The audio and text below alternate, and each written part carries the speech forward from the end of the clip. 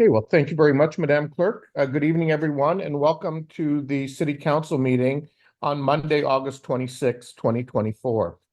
Individuals who are interested in participating in this meeting were able to register online using the delegation registration form at www.kitchener.ca/delegation or via email at delegation@kitchener.ca. Any written comments received prior to the commencement of today's meeting have been circulated to members of council and will form part of the public record. Tonight's meeting is being live streamed and archived videos are available at www.kitchener.ca/watchnow. Before we begin this evening's meeting, I'd like to acknowledge that this evening we're gathering on the traditional territory of the Neutral, Anishinaabe, and Haudenosaunee peoples. We recognize our responsibility to serve as stewards for the land and honor the original caretakers who came before us. Our community is enriched by the enduring knowledge and deep-rooted traditions of the diverse First Nations, Métis, and Inuit in Kitchener today. I'd now like to invite those who are able to stand for the singing of our national anthem and ask members of council to either adjust their cameras or turn their cameras off during the national anthem.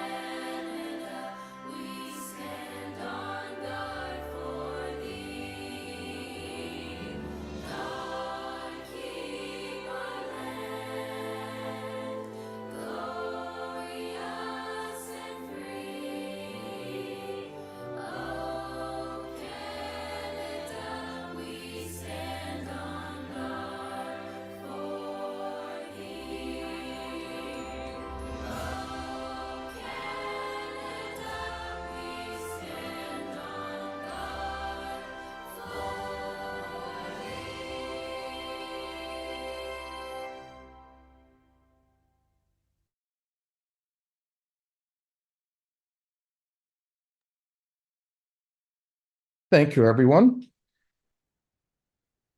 On motion by Councillor Jason Deneau, the minutes of the regular meeting held June 24th, 2024, and special meetings held June 24th, July 15th, and August 12th is mailed to the mayor and councillors be accepted. All those in favor? Opposed? That's carried. Are there any disclosures of pecuniary interest? Councillor Stretch?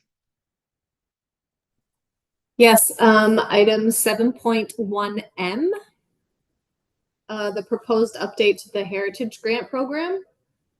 I have accessed this granting program before. Okay, thank you. Councillor Ioannidis.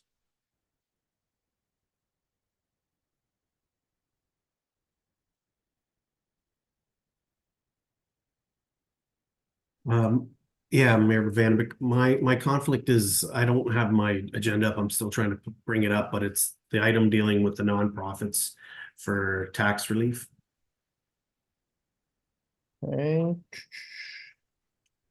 Well, I'm just trying to find it on the in the report. This is the property tax exemption item, Councillor Ioannidis? That's correct. Okay, so that would be item 7.2.f. And the reason? My employment. Okay, thank you. Councillor Singh.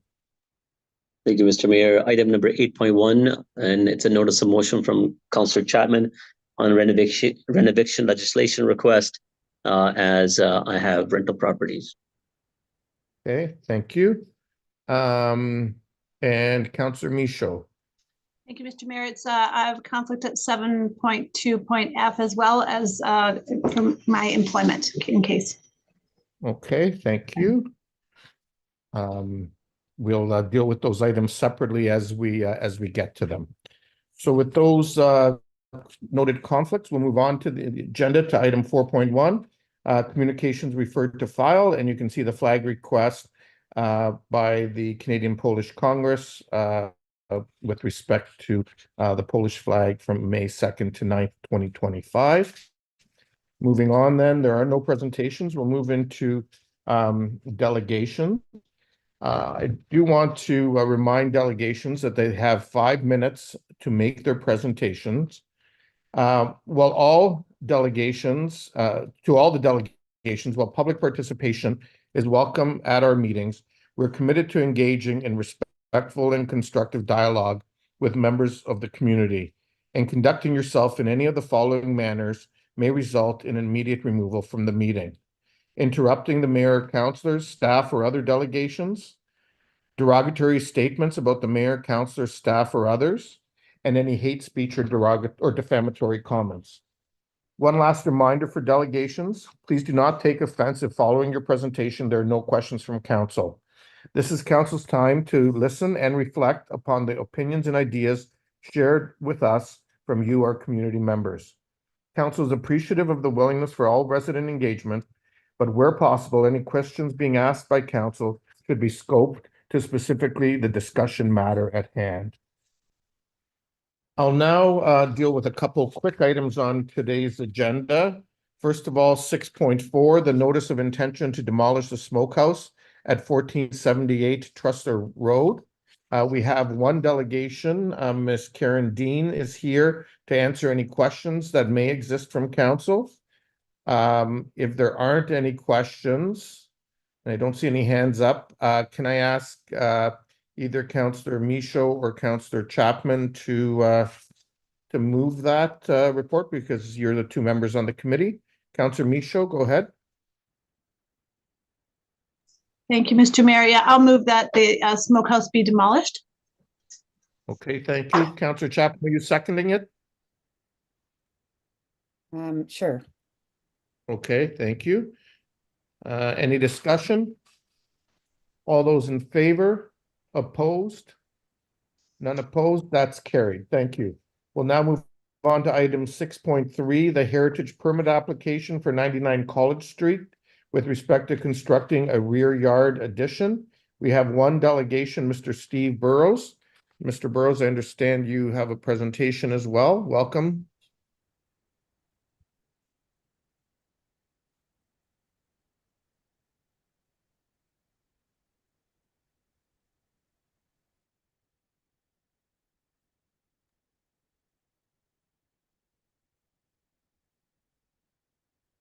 Hello.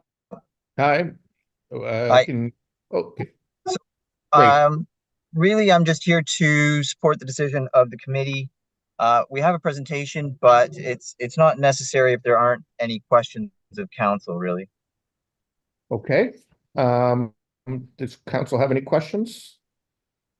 I know this was fully debated at the committee. If not, Councillor Chapman or Michaud, do you want to bring this forward? Councillor Chapman, you're moving it? Yes, I'll move that we accept the heritage permit application for 99 College Street. Okay, thank you. Councillor Michaud, are you seconding it? Thank you. Councillor Davey, you have a question? No, just want to take 2 seconds to thank Mr. Burrows. We have a heavy agenda tonight for being extra considerate of our time. Thank you. Thank you. I would agree. Thank you, Mr. Burrows.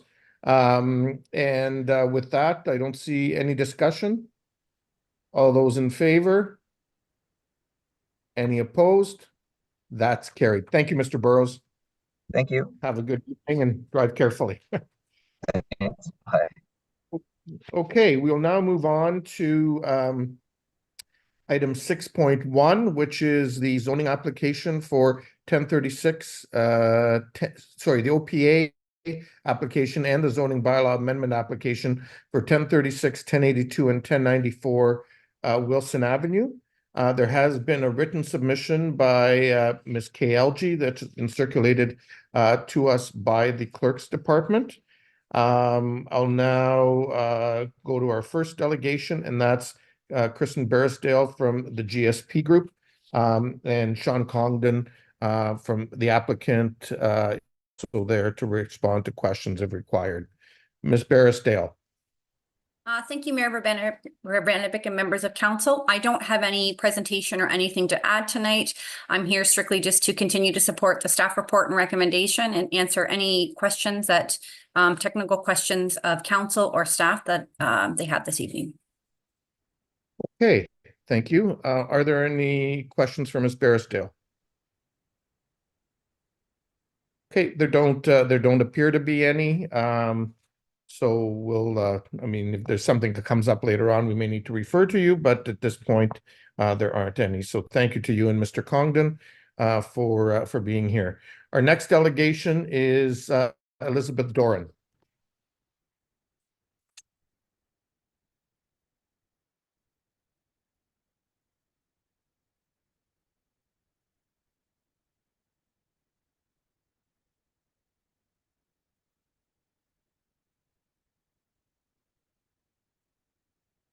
Hello. Welcome, Doran.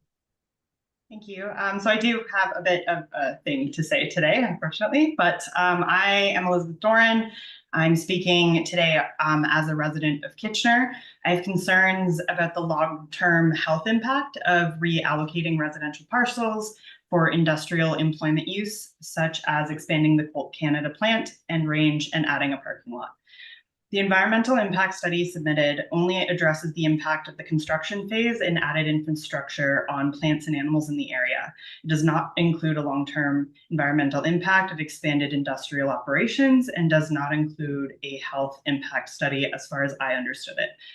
Weapons manufacturing uses polyfluoroalkyl substances, or PFAS, which are associated with increased risk of thyroid cancer and are commonly named forever chemicals because they are resistant to most remediation techniques and do not degrade naturally from the environment. Additionally, manufacturing and testing of ammunition can leave heavy metals in the soil and water that can migrate to surrounding properties in rainwater runoff. With its proximity to the river and operations, long-term health impact of increasing contaminant levels in this area should be considered, not just the impact on animals and plants. With increased rainfall and intense storm events, the long-term impact of increasing the amount of pavement near the Grand River should be considered as well. All unpaved land, manicured grass included, allows for rainwater retention by plants and eventually returned to the water table, thus reducing the likelihood of flood. Adding a large paved area to an already heavily paved area will increase the runoff into the river and increase the likelihood of flooding of the surrounding area during a heavy rainfall. This risk and the impact on residents in the area has not been addressed in the proposal. Finally, a health impact study should be done so the end-of-life condition of the property can be assessed for when Colt Canada is no longer operating there, whether because they continue to expand and move to a different location or they go out of business. The regulatory contamination limits are higher for an industrially zoned lot than for residential properties. So this area would be basically unusable for anything but industrial applications without high cost remediation, which is something that Colt Canada should account for in their planning. We already have high expense remediation projects in Kitchener that are delaying housing projects that we desperately need. It would be short-sighted not to consider that when rezoning residential properties. I am urging the council to adhere to the goal of the official plan, to consider the health and well-being of residents when considering any proposed project, especially those that trade residential lots for industrial employment. Thank you. Thank you, Ms. Doran, for your presentation. Are there any questions? There don't appear to be any, so thank you again for coming in this evening. Our next delegation is, I have Mr. John Bannister next, but I see Mr. Reeves on my screen.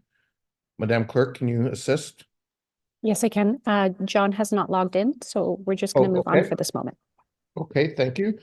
Next then, I have Mr. Andrew Reeves. Welcome, Mr. Reeves. Thank you. Yeah, I'm Andrew Reeves. So you have a bit of a feel where I'm coming from. I'll mention that I've been involved in local community organizing and other efforts to help the most vulnerable in our region for a number of years. As well, I come from like a more academic tilt as well, as I'm the postdoctoral fellow in ecological macroeconomics and metrics at York University, although I continue to live here in Kitchener, which has been my home for well over a decade. Out of great concern about having weapons manufacturers here in Waterloo Region fueling violence and instability abroad, as well as undermining the safety and well-being of all of you and your constituents, I helped draft the petition letter you have all been receiving. In total, as of the start of this meeting, 651 people signed the letter. Of these, 497 are residents of Waterloo Region and 290 are residents of Kitchener. The petition letter you have all received so many copies of is as follows. I am writing as a resident of Waterloo Region to inform you that I and the people of Waterloo Region oppose any zoning changes to allow expansion of the Colt Canada weapons factory in Kitchener. We live in a peace-loving community, and as such, we should reject any further production of weapons designed to fuel raging global wars and kill human beings in our community, let alone expand an existing plant. Colt Canada, a Czech oligarch-owned weapons subsidiary, is one of the handful of weapons manufacturers operating in Waterloo Region, commonly used in the U.S. military-industrial complex. According to the Watson Institute of International and Public Affairs at Brown University, the never-ending post-9/11 global war on terrorism has led to an estimated 4.5 million to 4.7 million civilian deaths conservatively, and at least 40 million, if not more, displaced persons. This war is now widely documented to primarily be for resource extraction purposes and has very little to do with international security, and in fact undermines it drastically, including our own security. These wars not only destabilize the world, but also threaten our environment and climate. Last November, Israel ordered 18,000 assault rifles from Colt, many of which are currently being used in Israel's genocide of the Palestinian population in Gaza. According to some international legal scholars, given the preliminary International Court of Justice ruling on Israel's ongoing genocide of the people of Gaza, companies such as Colt could be found liable for complicity in acts of genocide. Kitchener's approval may, in the light of this and a future likely ruling by the ICJ, mean that Kitchener is also complicit in this ongoing genocide. I'll add a footnote that the arms supplied to the United States are likely being transferred to Israel rather than directly to Israel, as has been documented in other cases. Additionally, military-grade semi-automatic C8 carbine assault rifles made by Colt Canada's Kitchener plant are now being deployed by the Toronto Police and other police forces across Canada. These are weapons designed for war zones, again being deployed for use on civilian populations, now right here in Canada, increasing the risk of fatalities from their responses. The use of these weapons on civilians risks Colt contravening international law and the simple fact that we cannot tolerate our complicity in fueling violence and murder of civilians abroad and complicity in genocide. We ask you to reject any and all zoning requests for expansion of Colt Canada's Kitchener site. That's what I have to share. Okay, thank you, Mr. Reeves. Are there any questions for Mr. Reeves? Councillor Chapman? Yeah, I just have a question. I was wondering if you could share the data, the source of the data that you've provided here. I mean, not now. If you could just send us an email, I'd appreciate that. Can you be specific? Which data? Well, the data regarding the assault weapons ordered from Colt, the 18,000, you say that things go through the states and then come back. Just information that you're claiming, please. Okay, thank you, Councillor Chapman. There don't appear to be any other questions. Thank you, Mr. Reeves, for coming in this evening. Thank you. Our next delegation is Sheikh Mohammed.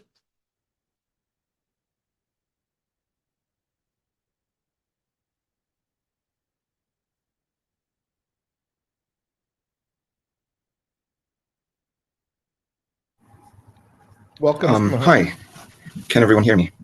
Yes, welcome. Hi, yeah, I'm here as a labor organizer to voice my concerns about the proposed expansion of Colt Canada, the plant in Kitchener.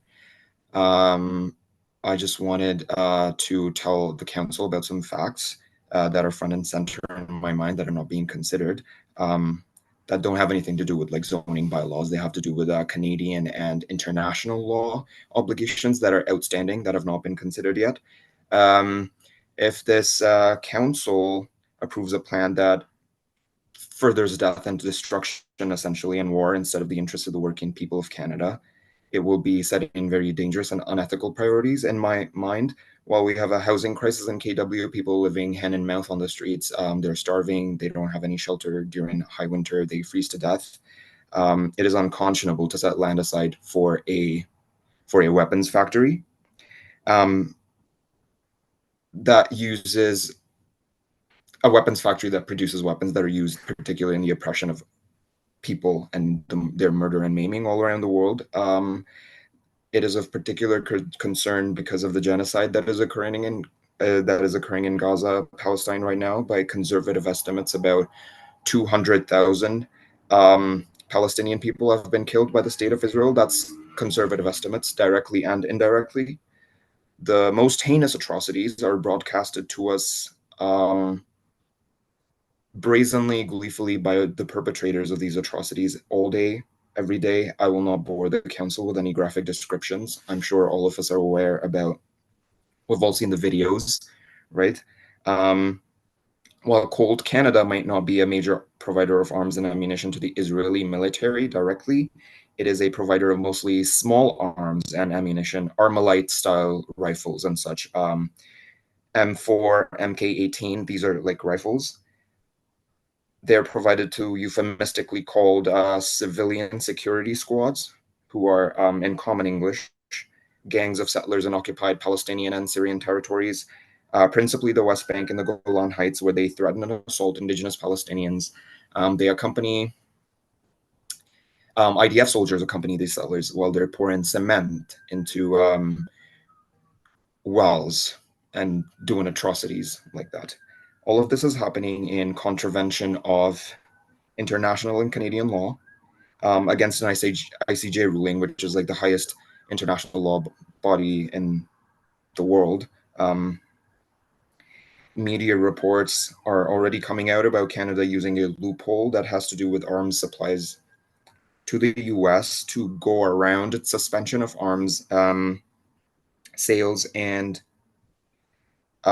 its suspension of licenses of arms sales to Israel. A story just came out a couple days ago, I think, in Al Jazeera. I can send it to you via email if that helps. There was a $60 million arms sale from a company in Quebec that produces weapons for the Israeli military. And here we're talking about small arms to settlers. As Andrew mentioned, 18,000 of the rifles ordered for these civilian security squads out of 24,000, which is like a very high percentage, comes from Colt. And Colt Canada is like a subsidiary of Colt, the company, and it's like the North American weapons company. I advise the council humbly to consider these laws as well as zoning bylaws in their vote on the approval of this expansion. And I just want to say, I wanted to come up here and say that I'm very, very against it as a labor organizer. And a lot of people I've found while I've been organizing are against war, are against death and evisceration and immiseration, and I hope that's considered. Thank you. Thank you very much, Mr. Mohammed. Are there any questions for the delegation? Okay, oh, sorry. Oh, no, sorry, there aren't any questions. Okay, thank you. Thank you, sir. Appreciate you coming in this evening. The next delegation we have is Ahmed Nabo. And is it, sorry, did I pronounce that right? Is it Nabil, actually? It's Nabil, yes. Okay, sorry, Mr. Nabil. Welcome. Hi, thank you. I'm a resident of Kitchener, and I'm speaking today in opposition to the expansion proposed by Colt Canada, as well as the corresponding zoning change. Colt Canada is a subsidiary of Colt CZ Group, which is a well-known manufacturer of firearms, including assault rifles and other military-grade weaponry. And this zoning change isn't simply about adding some extra parking. It's about allowing Colt to expand its operations in our city. And I urge you to consider the broader implications and the potential consequences of allowing this expansion to move forward. The products manufactured by Colt Canada aren't ordinary consumer goods. They're creating weapons designed for military and law enforcement use.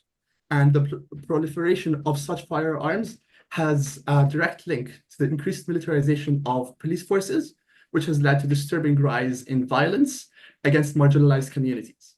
Allowing this expansion of a plant that produces these weapons will only exacerbate the issue, leading to more incidents of lethal force in our city and beyond.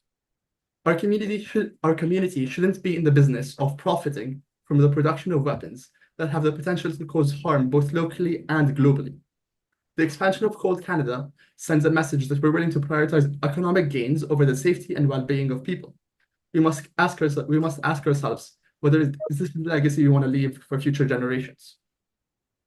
Colt weapons, particularly the M4 and M16 rifles, as has been mentioned before, have been standard issue for Israeli military forces for decades.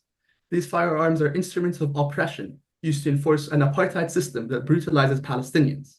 The Israeli military has used Colt rifles to maintain control over Palestinian territories, enforcing brutal checkpoints, and carry out violent raids on civilian populations. These actions are part of a broader strategy of illegal occupation that has persisted for decades, denying Palestinians their basic human rights and dignity. Just last month, the International Court of Justice said that this decades-long occupation is an apartheid and called for an end to it as rapidly as possible. Further, they called on all states and all parties to review ties to Israel to ensure a swift end to the occupation. It is this council's duty to ensure we don't allow our city to be complicit in these crimes. The impact of Colt weapons extends beyond the battlefield. In the West Bank, Colt rifles are regularly distributed to Israeli settlers who live in illegal settlements, in direct violation of international law. These settlers, armed with Colt weapons, have been documented by human rights organizations using them to intimidate, attack, and brutalize Palestinian civilians. In the last few months, Israel has requested to purchase 18,000 Colt-made assault rifles to distribute them to these violent illegal settlers. And this contributed to the murder of 600 Palestinians in the West Bank in the past 10 months alone. This is the impact of Colt manufacture. There comes a time when we must take a stand, not just for our own interests, but for the principles of justice and human rights that we hold dear. The struggles of the Palestinian people is one of the defining human rights issue of our time, and history will judge us based on our response. By opposing the expansion of the Colt Canada plant, we send a clear message that our community does not support the production of weapons that perpetuate oppression and violence. In conclusion, I urge City Council to consider the far-reaching implications of this decision. The expansion of the Colt Canada plant is not just a local issue, it's a matter of global human rights. I respectfully ask that you vote against the expansion of this plant. Let's instead pursue opportunities that align with our community's values and contribute to a just world. Thank you.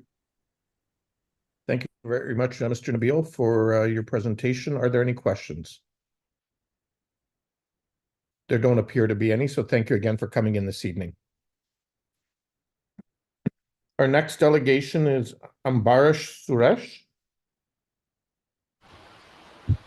Yes, good evening to the chair and the council. Thank you. Sorry, the audio is lagging, but I hope I'm audible to everyone. Yes, we can hear you. Wonderful. That's good to hear. Yeah. So good evening. Sorry, if I can just ask the clerk to start the clock again. There we go. Thank you. Okay, wonderful. Thank you so much. Good evening to everyone again. I had this really big talk planned, but I know time is premium and all the other delegations have been very eloquent over it. So I'll cut to the chase. We're in the midst of a housing crisis. I volunteer in many places. I talk to a lot of community members, and it's just really heartbreaking. It's very grim out there. And I know I do not need to explain it to the council. You, more than anyone else, are very aware of this. And the city itself has taken some wonderful steps into addressing this. I've been going over the Plan to End Chronic Homelessness report, and there's some very great stuff there.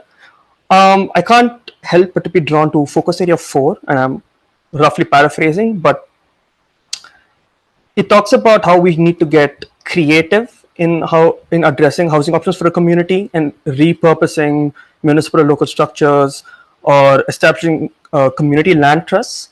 And I feel like this is such a wonderful opportunity to put like word to action.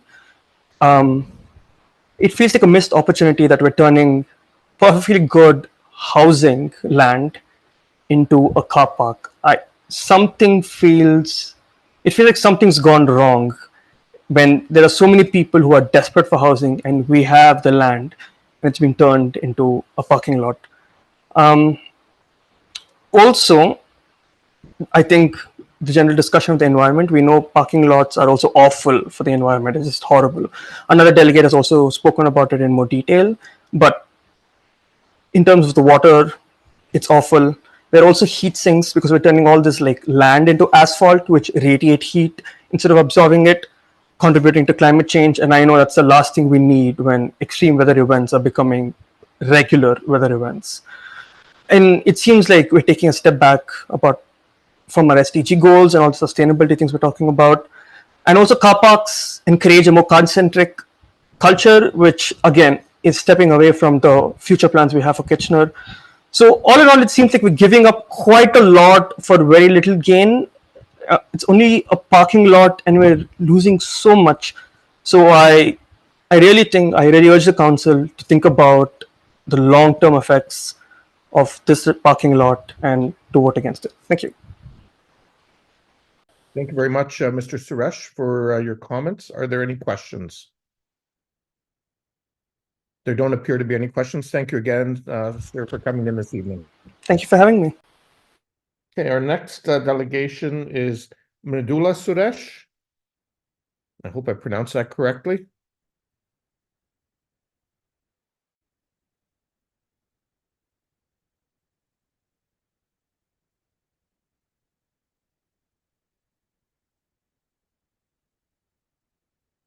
Mridula Suresh? I'm just in the process of promoting. Okay, thank you. You're welcome. Hello, can you hear me? Yes, welcome, Ms. Suresh. Hello.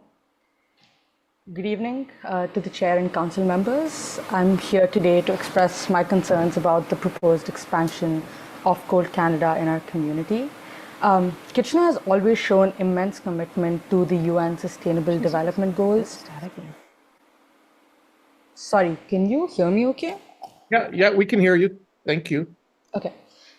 Kitchener has always shown immense commitment to the UN Sustainable Development Goals, going as far as becoming home to North America's first Local for Action hub in 2023. The City Council also went through tremendous efforts to connect each aspect of the strategic plan to a specific UN SDG. So I want to ask all of you today why we're considering this expansion, which is not in line with the strategic plan or the SDGs. I just want to go over some of the pillars of the strategic plan and lay out specifically why I call out these contradictions. The first pillar is building a connected city together. It relates to SDG 9 and 11, which is infrastructure and innovation and sustainable cities and communities. Colt wants to use the land they've acquired by demolishing housing, I might add, to construct a parking lot. They boast a plan of building a parking lot with a pedestrian walkway and 110 parking spaces, but this simply increases reliance on cars and transforms the area to a more car-centric neighborhood.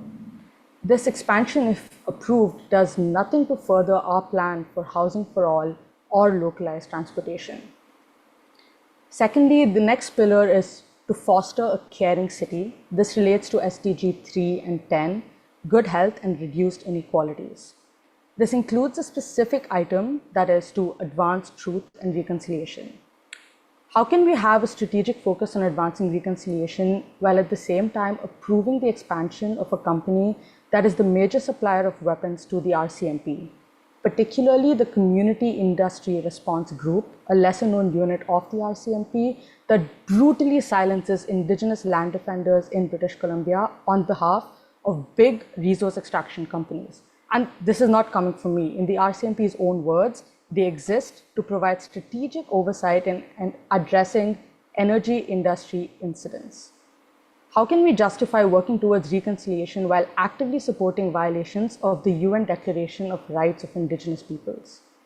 The RCMP constantly enacts violence upon Indigenous communities armed with cold weapons. How can we tell our Indigenous friends and neighbors that we are committed to reducing inequalities while blatantly arming their oppressors? Next, cultivating a green city together. This was related to SDG 11 and 13, Sustainable Communities and Climate Action. Like a lot of the other delegates, I do want to say parking lots have shown to worsen urban flooding during extreme rain events, and peak runoff from these water lots can overwhelm stormwater systems. Here in Kitchener, we had quite a lot of extreme rain events just this summer, especially the localized floods on July 17th and the thunderstorms just 2 weeks ago. Dark asphalt also absorbs lots of solar radiation, contributing to the urban heat island effect. Most of southern Ontario is in a heat warning right now as we speak. Our actions directly contradict our climate goals as we continue to build harmful, short-sighted structures. In the strategic plan, the Council says, this plan, what will become our shared story, the story of Kitchener from now until 2043. I want all of you to reflect on what you want our shared story to be. In 2043, 20 years from now, do you think you'll be able to look back and believe that this was the right move for our community? Do you want your shared legacy to be marked with this decision? By approving this expansion, you're saying you believe a parking lot is more important than sticking to the commitments you made in your strategic plan. I request the Council to think carefully about the decisions they make today and how it will impact us for years to come. Thank you. Thank you very much, Ms. Suresh, for your comments. Are there any questions? I don't see any. So thank you again for coming in this evening. Thank you. Okay, our next delegation is Nancy Yasmin.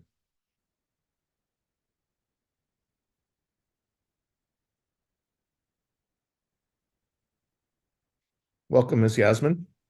Hello. Well, I'm here today as a Kitchener resident to express my strong opposition to Colt Canada's proposed expansion in our city. As we navigate the future of Kitchener, we must consider the broader implications of our decision, especially when they concern the ethical dimensions of our community's growth. Colt Canada is seeking to expand their factory by converting neighboring properties into industrial zones. Their expansion plan promises increased production of semi-automatic and light machine guns. While the company argues that this will create jobs and boost the local economy, we must critically assess the true cost of such an expansion. First, Colt Canada revenue surged by over 200% in 2022, driven by increased global conflict. This substantial financial gain has come at a significant human cost. Expanding Colt's operation would only amplify this trend, as more weapons are manufactured and potentially used in conflict around the world, including the ongoing violence in Gaza and the West Bank. Kitchener should not be a site that feeds into the global war machine. We must seek to build an economy that contributes to a safer, smarter, and more purposeful world, not only one that depends on the profits derived from warfare. Our city's website starts with a land acknowledgement, reflecting our commitment to reconciliation. So as we strive towards meaningful relationship with our Indigenous communities, it is vital that we align our actions with such commitments. Colt Canada's products have been used by the RCMP, the CIRG, against Indigenous and land defenders in Wet'suwet'en, violating the principles outlined in the United Nations Declaration on the rights of Indigenous people. These actions are detailed in reports from Amnesty International as well. Supporting Colt's expansion contradicts our efforts to honor and respect rights and the dignity of Indigenous communities, especially with the over 90 calls to reconciliation that have not been acted upon yet either. So in line with Kitchener's 2023 to 2026 strategic plan, which emphasized developing meaningful relationship with Indigenous communities and delivering concrete action, expanding Colt's factory undermines those goals entirely. We aim to align ourselves with the United Nations Sustainable Development Goal, the SDGs, and one of them is peace, justice, and strong institutions. We should invest in industries that foster these values, not those that capitalize off conflict, violence, and warfare. Our city has the potential to be a place of innovation and ethical progress. We should prioritize companies that bring pride to us, that bring pride to Kitchener, to our people, to our community, and contribute positively to our community and the world. So by rejecting Canada's cold expansion, we reaffirm our commitment to peace, justice. So as a Kitchener resident and as a student as well in Waterloo and as a student organizer, I strongly oppose this expansion because it will be undermining what we have planned for ourselves for the future. It will be undermining the SDGs as well. It will be affecting housing, the environment, and so many things. Just this small expansion for parking lot will cause so many conflicts for so many communities in this area. Thank you. Thank you very much, Ms. Yasmin, for coming in this evening. Are there any questions for the delegation? There don't appear to be any, so thank you again for coming in this evening. Our next delegation is Rachel Thevenard. I hope I pronounced that correctly. Hello, can you hear me? Yes, welcome, Ms. Thevenard. Thank you. My name is Rachel, and I'm a Kitchener resident. So you want to rezone a riparian zone. That's the ecologically sensitive land right next to a river for industrial use. I'm checking my notes here. So you plan to build a parking lot, a fully impervious surface that will send all the surrounding pollutants directly flowing on top of it, directly adjacent to the already polluted Grand River. And the reason you want to do this is to expand a gun factory.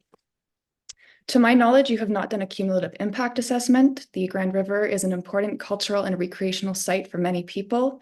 Its banks are largely protected via zoning from industrial use, but there is a nearby quarry, and I would like to see the city explain how this expansion will affect the river in combination with the quarry. I am against this expansion of Colt's activities in Kitchener, largely due to Colt's disregard for human rights and international law.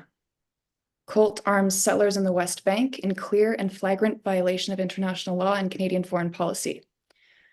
Colt arms the Community Industry Resource Group, an arm of the RCMP that is unique to so-called British Columbia, a unit that has no budget limits and that has used Colt weapons to forcibly remove Indigenous peoples from their land in Wet'suwet'en, in violation of the UN Declaration on the Rights of Indigenous Peoples. This flies in the face of any attempts at so-called reconciliation. It's notable that the International Court of Justice has just ruled that Israel is an occupying power and that the settlements must end. Canada's foreign policy has long recognized that the settlements in the West Bank are illegal. And these topics may seem far away or irrelevant to the context of Kitchener, but I ask you, councillors, to imagine for a moment, what if an occupying power took over 80% of Canada? Obviously, we know this is not so hypothetical since there are Indigenous peoples on reserve due to this happening, but I'm talking about a changing of the current context. I'm asking each of you, councillors, to please imagine for a moment that you are kicked out of your home with Colt guns by someone who says, "This is my house now."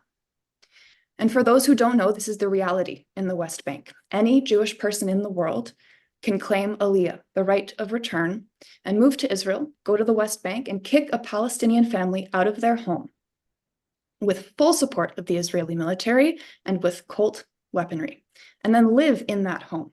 Now imagine it's you. You are no longer permitted to live in Kitchener by threat of Colt guns because you are the wrong kind of person. You must relocate to an area you may or may not know, separated from your livelihood and income, and you and your future generations must now live under the threat of this occupying power. What would you say in that scenario to a city abroad that was trying to remain neutral, let's say, but was thinking about approving an expansion of the Colt factory that will allow you to remain permanently homeless, stateless, impoverished, under constant threat of violence, displacement, and death? Would you ask them to reconsider? To put stop guards in place to prevent weapons being created, sold, and used to keep Canadians confined to ghettos, living under the boot of the occupying power? Would you then care about international law? I am asking you now to do what you can with your power. Canada must respect international law. Canada must respect its own foreign policy. Canada is a signatory to the Geneva Conventions and as such has an obligation to prevent and punish the crime of genocide. It must do its due diligence to ensure that no weapons produced in Canada are used in violations of international law now or in the future, here or abroad. Until you have a guarantee that no Colt weapons being produced in Canada are being used in the West Bank, and until you have checks and balances in place to ensure that no Colt weapons produced in Canada are ever used in violation of international law, you must not approve this expansion. Thank you. Thank you, Ms. Thevenard, for your presentation this evening. Are there any questions for the delegation? There being none, I'll just say thank you again for sharing your views with us. Our next delegation is Aya Hamawi, and please correct me on the pronunciation if I was incorrect. Aya.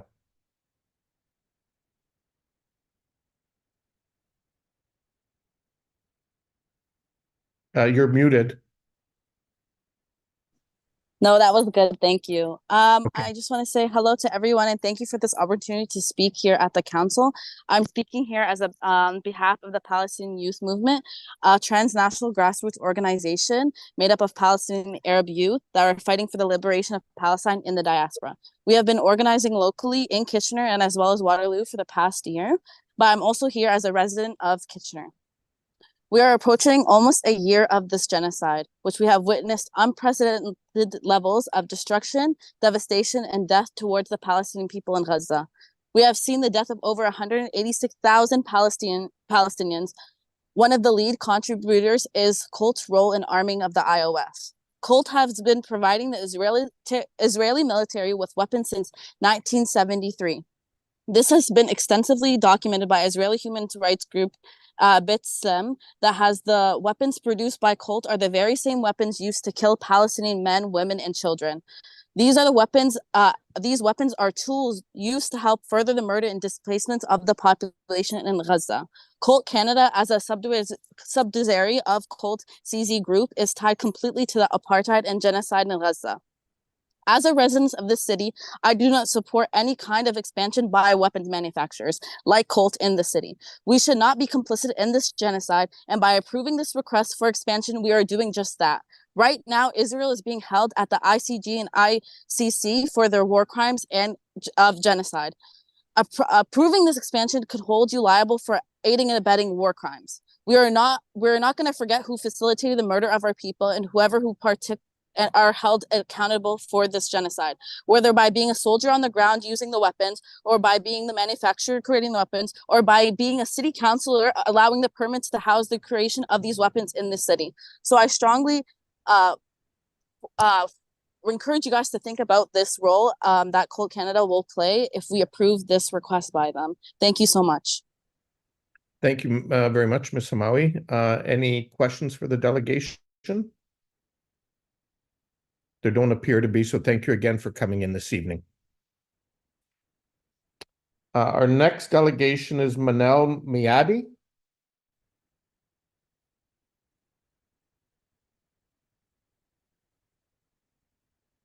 Welcome, Ms. Mayadi. Hello. Hi, can you hear me, please? Yes, we can. Thank you. Please Great. go ahead. Okay. Well, good afternoon, distinguished members of the council, fellow residents, and all the stakeholders present today. My name is Manel Miadi. I am a PhD candidate at the Balsillie School of International Affairs in Waterloo. I am a resident and a homeowner in the Waterloo region, and in the past 2 years, with the increasing rate of homelessness, I've been offering part of my home to different people that were in imminent need of housing. I also do have a son who is just 4 years old, and like many parents, I envision for him a future where our children inherit a community that is not only thriving, but also sustainable. And this is why I feel compelled to voice my concerns regarding the proposed expansion of CALT, especially that I do see clear contradictions with this expansion and the Kitchener strategic plan for 2023-2026, as well as the region of Waterloo 2023-2027 strategic plan. For instance, when we speak about the city of Kitchener, it has made a clear commitment supporting the United Nations Sustainable Development Goals, particularly in areas such as reducing inequality, ensuring sustainable cities and community, and promoting responsible consumption and production. And these goals are not abstract, they are directly linked to the well-being of our local community. And when we think about, for example, SDG 11, which focuses on making cities inclusive, safe, resilient, and sustainable, I believe that the proposed expansion of CALT, a facility tied to the manufacturing of weapons, stands in stark contrast to this goal. It's difficult to reconcile the idea of fostering a safe and resilient community while also endorsing the growth of an industry that profits from conflict and violence. Moreover, the city's own strategic plan emphasizes the importance of encouraging active transport and reducing emission, yet expanding a weapons manufacturing facility does nothing to advance these priorities. Rather, it diverts resources and attention away from them. A second point is, again, outlined by the strategic plan. Well, the SDGs are global, but with a local lens, and what we are doing, our part to contribute to their success. So it's the success of the SDGs depends on our own actions, and again, expanding a weapons manufacturing facility will not contribute to the success of these goals. Instead, we are undermining them. And to put this into perspective, think about how local decisions have global repercussions. Every product manufactured at CALT Canada has the potential to contribute to violence and conflict somewhere in the world. And I do not want to repeat what the other delegates said, but with all the suspicions, if not to say the evidence around where these weapons are going, I think the minimum to do is to wait and to check. Another point here is when we think about this within the general vision of the Waterloo region, it's aptly titled Growing with Care. And this is more than just a document. It's a promise to build a compassionate community that cares for all people and stewards the land for future generation. And this vision includes creating homes for all and for fostering a caring city.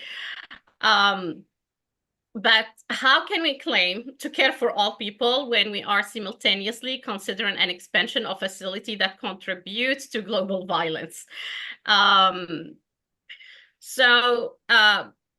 my other point is that while economic growth is undoubtedly important, it must be pursued in a way that aligns with our social environmental responsibilities. The strategic plan clearly highlights the importance of building an Ms. Mignati, if you economic. can wrap up, please. Yeah, sure. So, I mean, basically here in advocating for a healthy future for my child and for the future generation, I urge you to consider the significant efforts and time invested by the council, community leaders, and organization over the past 2 years in developing these strategic plans. These plans reflect our collective vision for a community that grows with care, compassion, and responsibility. Thank you.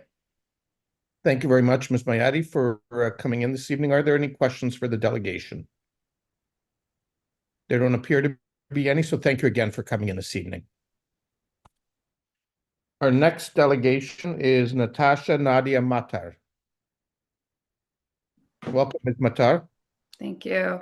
So my name's Tasha Matar, and I stand here today as a Kitchener resident, registered social worker and therapist working with marginalized groups here in Kitchener, and I am deeply concerned about the impact of the Colt Canada expansion on the safety of our communities.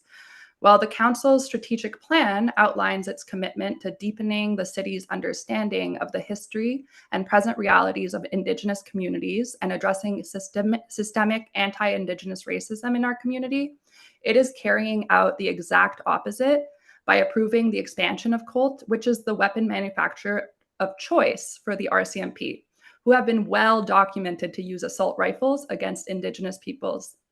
The RCMP's century-old racism against Indigenous peoples is not only a systemic issue at the core of policing in Canada, it is enabled by the supply of arms manufacturers that increase violence in our communities. The Colt Canada plant is set to expand adjacent to the Grand River, a community area, natural heritage site, and may I remind you, situated on treaty territory belonging to the Six Nations of the Grand River. What prior consultation and informed consent have you had with the Indigenous stewards of the land that you claim to be committed in your strategic plan to recognize your responsibility towards? The forced industrialization and subsequent police militarization through arms manufacturer supply is a violation of Canada's international obligation as outlined in the UN Declaration on the Rights of Indigenous Peoples, including Article 7, to govern territories and to be free, prior, and informed consent, and Article 23, to determine their own development priorities. Inquiries into Wet'suwet'en, where approval of extension to environmental certificates of gas expansion projects is an example of the connection between development projects and increased violence against Indigenous peoples. Secondly, while the Council's corporate strategy includes 8 actions for the City of Kitchener to meaningfully engage in equity and anti-racism work, it has failed to address the escalating police brutality that has taken far too many Black lives in mental health crisis in Kitchener-Waterloo region. While it is difficult to find data on whether Colt directly supplies Waterloo Police, the Toronto Police Service is the last GTA police force to supply its frontline officers with C8 semi-automatic rifles. Colt Canada has disclosed that police forces all across the country have been buying their weapons. In the past year in Kitchener, we have lost 2 young Black men struggling with their mental health at the hands of Waterloo Regional Police. In February, Nicholas Numbard was killed by an assault rifle. In July, a family from Sudan grieves the loss of their 17-year-old son, Sunday Maluth, who died in the Grand River during an encounter with the police. This police violence is not new and rooted in a long history of violence against Black people in the Waterloo region.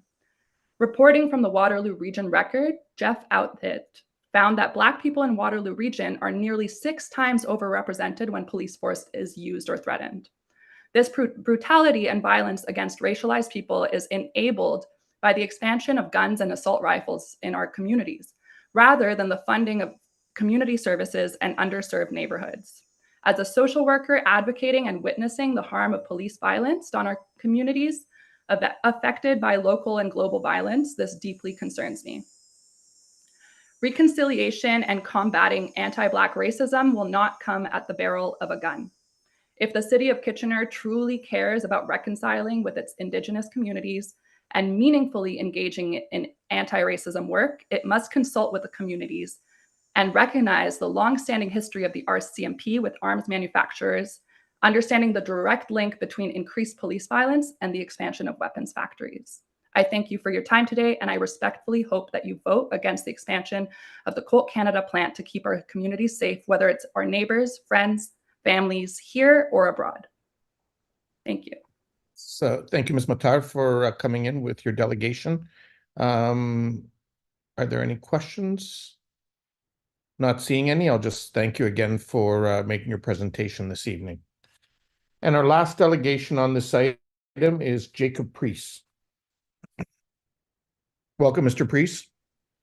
Hello, thank you for having me. My name is Jacob, and I'm a lifelong resident of Kitchener here. I'll be speaking about my opposition to changing the zoning on the subject properties. I'm a regular trail user, whether it's biking or walking, particularly the trails in the vicinity of the properties in question. One major concern I have is the increase of traffic into this narrow valley roadway down into what I would consider to be a blind hill that has no shoulders or sidewalk. This is Wilson Avenue. If you haven't been down to see this road, if you haven't looked at it on Google Street View, I would recommend you do that before you approve this. It's a very narrow road with no shoulders, no sidewalks. The issue here is that there's a multi-use trail that ends at Wilson Wabanaki, just up the block. In order to access Homer Watson Park, just past Colt Canada, you have to walk down Wilson and down this hill. Currently, Colt parking lot is at the top of the hill where there's room to walk on the side. This new parking lot would actually be down in the bottom of the valley. And so many trail users, if they're coming from the multi-use trail or from transit stops, the closest transit stops, they'll actually have to walk down this hill, which is a blind hill. If you've ever driven down it, it's hard to see other people coming. It's very narrow. So I do believe that this proposed change would negatively impact trail users and people accessing Homer Watson Park, and that it would actually we would see an increase in safety risks, and with the number of increased staff, we could see upwards of 200 cars coming down this hill, which previously, from what I've seen as a trail user, we would see, maybe a half a dozen cars at any given time. So this, yes, again, would drastically increase the risk of injury or death to city park and trail users, including families. When I bike down there, I often see parents with their young children running down the road because there's nowhere else for them to walk. And I think that increasing the amount of traffic down this area would be a very poor decision, and that there needs to be an in-depth and proper traffic study. And without that, this application should be denied. Considering all of these things, I do believe that the request for this zoning change is also counter to the cycling master plan for the city of Kitchener, because it does make the community less bicycle friendly. Secondly, I believe that changing the zoning will negatively impact a local ecological area for a bunch of different reasons. Again, if you haven't seen the property in question, it's actually a beautiful intact forest valley that connects the forests in Homer Watson Park to the forests along the bank of the Grand River. Every time I've been in this area, it has felt like a very sleepy, quiet, and peaceful valley. A parking lot on these properties will fragment the forests and negatively impact wildlife in this area. In addition, as has been mentioned earlier, parking here or increase in parking here will lead to more runoff from vehicles, including a major increase in salt on the property in wintertime. Parking lots, as has been mentioned, are less permeable, and as was mentioned as well, will lead to an increase in the risk of flooding, especially considering how close these parking lots will be to the cliffs overlooking the Grand River. Furthermore, this zoning change could then open up the door to other uses for the industrial zoning that could have a worse environmental impact, such as bulk fuel and oil storage, which is listed as something that could be permitted on this property under this zoning. So as mentioned by previous speakers, a fulsome long-term environmental impact assessment must be completed for this property before the zoning is changed. My third point is I don't believe that the development of these lands would be in keeping with our government's responsibilities under the Haldeman Tract, Haldeman Proclamation, or the Two-Row Wampum. In addition, in 2021, the Haudenosaunee Chiefs declared a development moratorium across the entirety of Haldeman Tract, properties in this matter would fall within this moratorium. They should not be built. Finally, as somebody who grew up in the Mennonite Church here in Kitchener, I do not believe that we should be allowing an increase in machine gun production in our community. I share the belief with many Mennonites, many Mennonites in our community, that weapons of death have no place in our community. The fact is, the machine guns will not create lasting freedom or security. My last point here is I grew up here. I went to high school at Grand River. I was in high school when there was a shooting at Columbine. We did our first active shooter drills when I was a teenager. These guns are used in mass shootings. The shooting that happened at Harvest Music Festival in Las Vegas in 2017, where 471 people were shot and 60 were killed, included weapons made by Colt, including an M4 assault rifle, same kind of assault rifles that are made in Kitchener. I bring this up because I was a student. I don't want my child or other children to have to go through these active shooter drills or be subjected to these mass shootings. And Colt Canada and its parent company are complicit in these shootings as well. So for all four of these reasons, I would ask you to turn down your application. Thank you very much. Thank you very much, Mr. Priest, for coming in and sharing your perspectives with us. Are there any questions for the delegation? There don't appear to be any, so thank you again, Mr. Priest, for coming in, and thank you. Actually, I'll go back now to see if Mr. Bannister has been able to join us. Madam Clerk. Through Mr. Mayor, they have not logged in. Okay, thank you. So that appears to be all of the delegations on this issue. I do want to thank everyone for taking the time for coming in and sharing your perspectives with us. I'm now going to move to questions of staff. And before I take questions from council, I'm going to ask Mr. Stevenson. We heard from a number of delegations this evening. A number of them brought up issues that have a clear connection to planning and so on, dealing with transportation, dealing with environmental issues and so on. Some have gotten into issues of indigenous issues and land treaties and so on.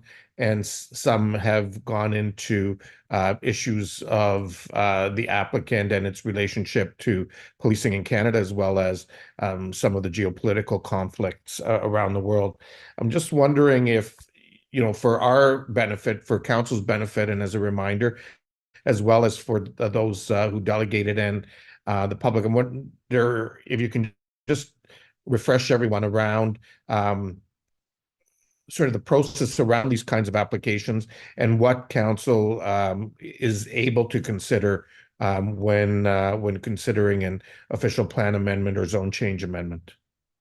You, Mr. Mayor? Yes. I do apologize. I have one additional delegation that I did register for the next report inadvertently. So if that would be okay, if I can allow one more delegation for this item. Sure, absolutely. So Mr. Stevenson, hold that question. And we'll listen to the last delegation. If you could let me know, Madam Clerk, who that is. Yes, they are joining right now. They are listed. Fool Khalid. Okay, sorry. Thank you. Khalid? Yes, thank you. Okay, welcome, Ms. Khalid. Hello, hi guys. Sorry, I guess there was a little bit of a mix-up, so I'll try not to take too much time. No worries. Glad you could join us.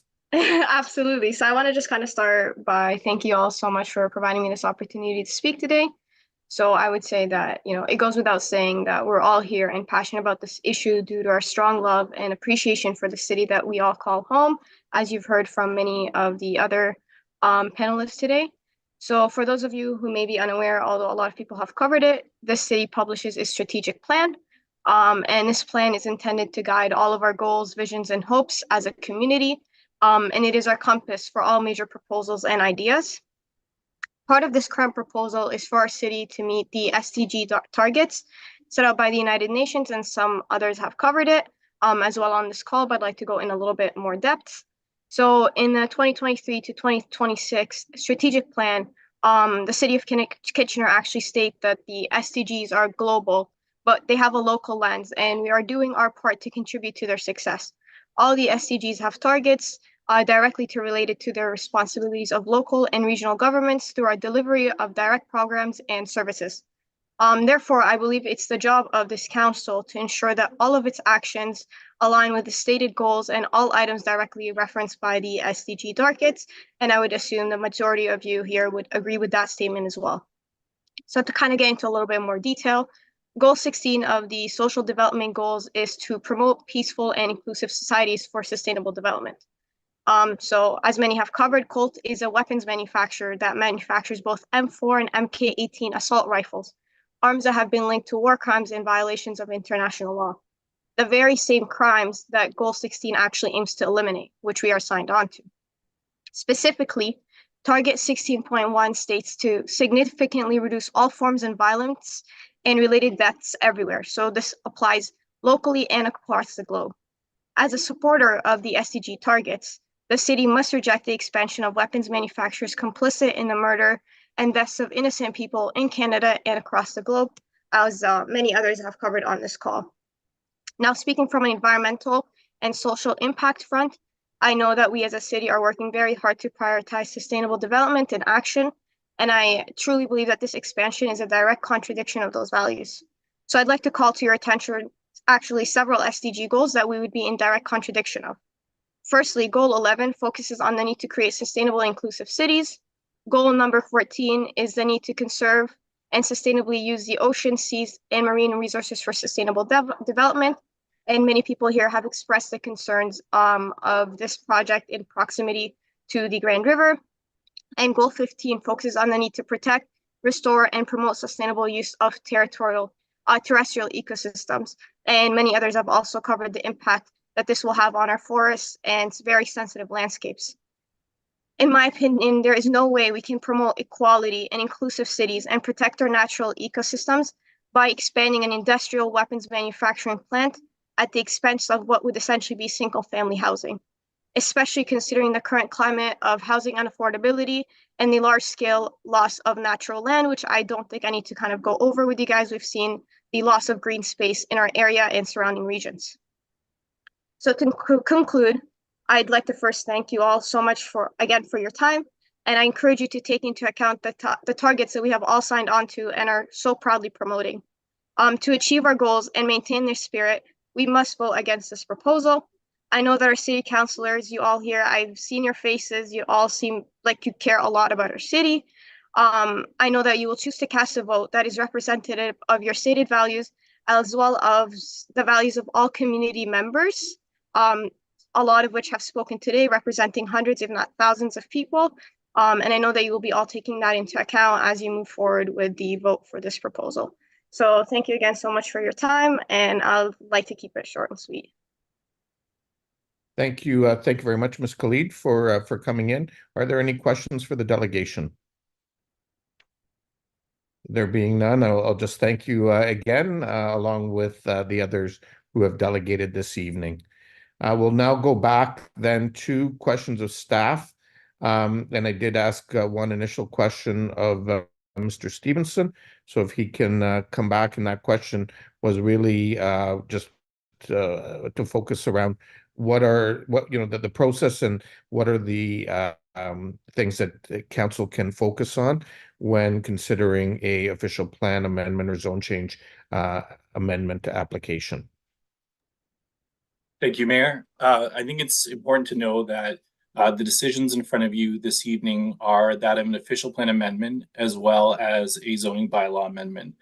Those are both applications filed under the Planning Act, which is provincial legislation, and council's jurisdiction this evening is prescribed by the provincial legislation, and there is guidelines for consideration of these applications.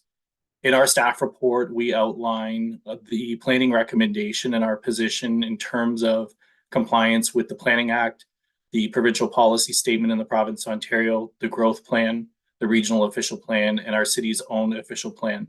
That's the jurisdiction in which we report our planning recommendation on and outline for council's consideration. So this evening I heard matters which will be addressed. They are planning matters and they are addressed later in the process through a site plan review process.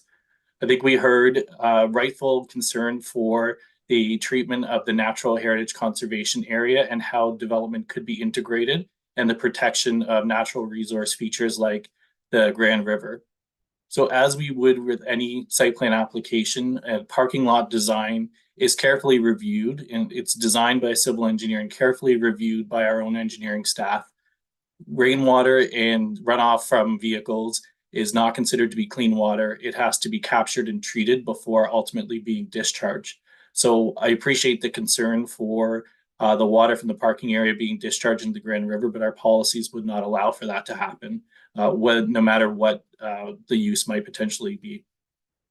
We also heard about sightlines and access in Wilson Avenue. So should this proceed to a site plan application, staff have had early conversations with forestry to look at what can be done to improve the sightlines. The delegation spoke about Wilson Avenue and the challenge of seeing up and down that street. There can be some branch and brush removals that would not have an overall impact on the natural heritage feature that would improve the sightlines. And there may be an opportunity for some additional street lighting, which would then make the road lit not only for vehicle users, but as the delegation noted, cyclists and other people that are accessing the park and the trail network. The two dwellings that exist now are currently vacant. They have been vacant for some time.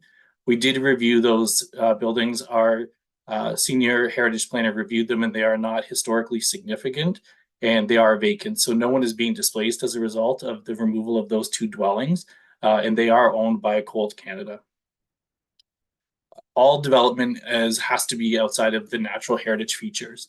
So in early versions and considerations, there was a proposal that was reviewed that had a building on these lands, and it was revised to have the parking area because it could be better integrated. And if council recalls the visuals from the staff report, you'll see that the parking lot is quite an unusual shape, and that's because it's been designed to integrate around the existing natural heritage features and limit any tree removals that would be required. So council's consideration this evening, well, we did hear a lot from many of the delegation and some very important issues to reflect on. Under the Planning Act, which is where you get your jurisdiction to consider planning applications, the matters I did review in terms of the provincial, regional, and city policy, and then the technical considerations will be addressed of the site plan process. Thank you, Mr. Stevenson, for those clarifications. Are there other questions of staff?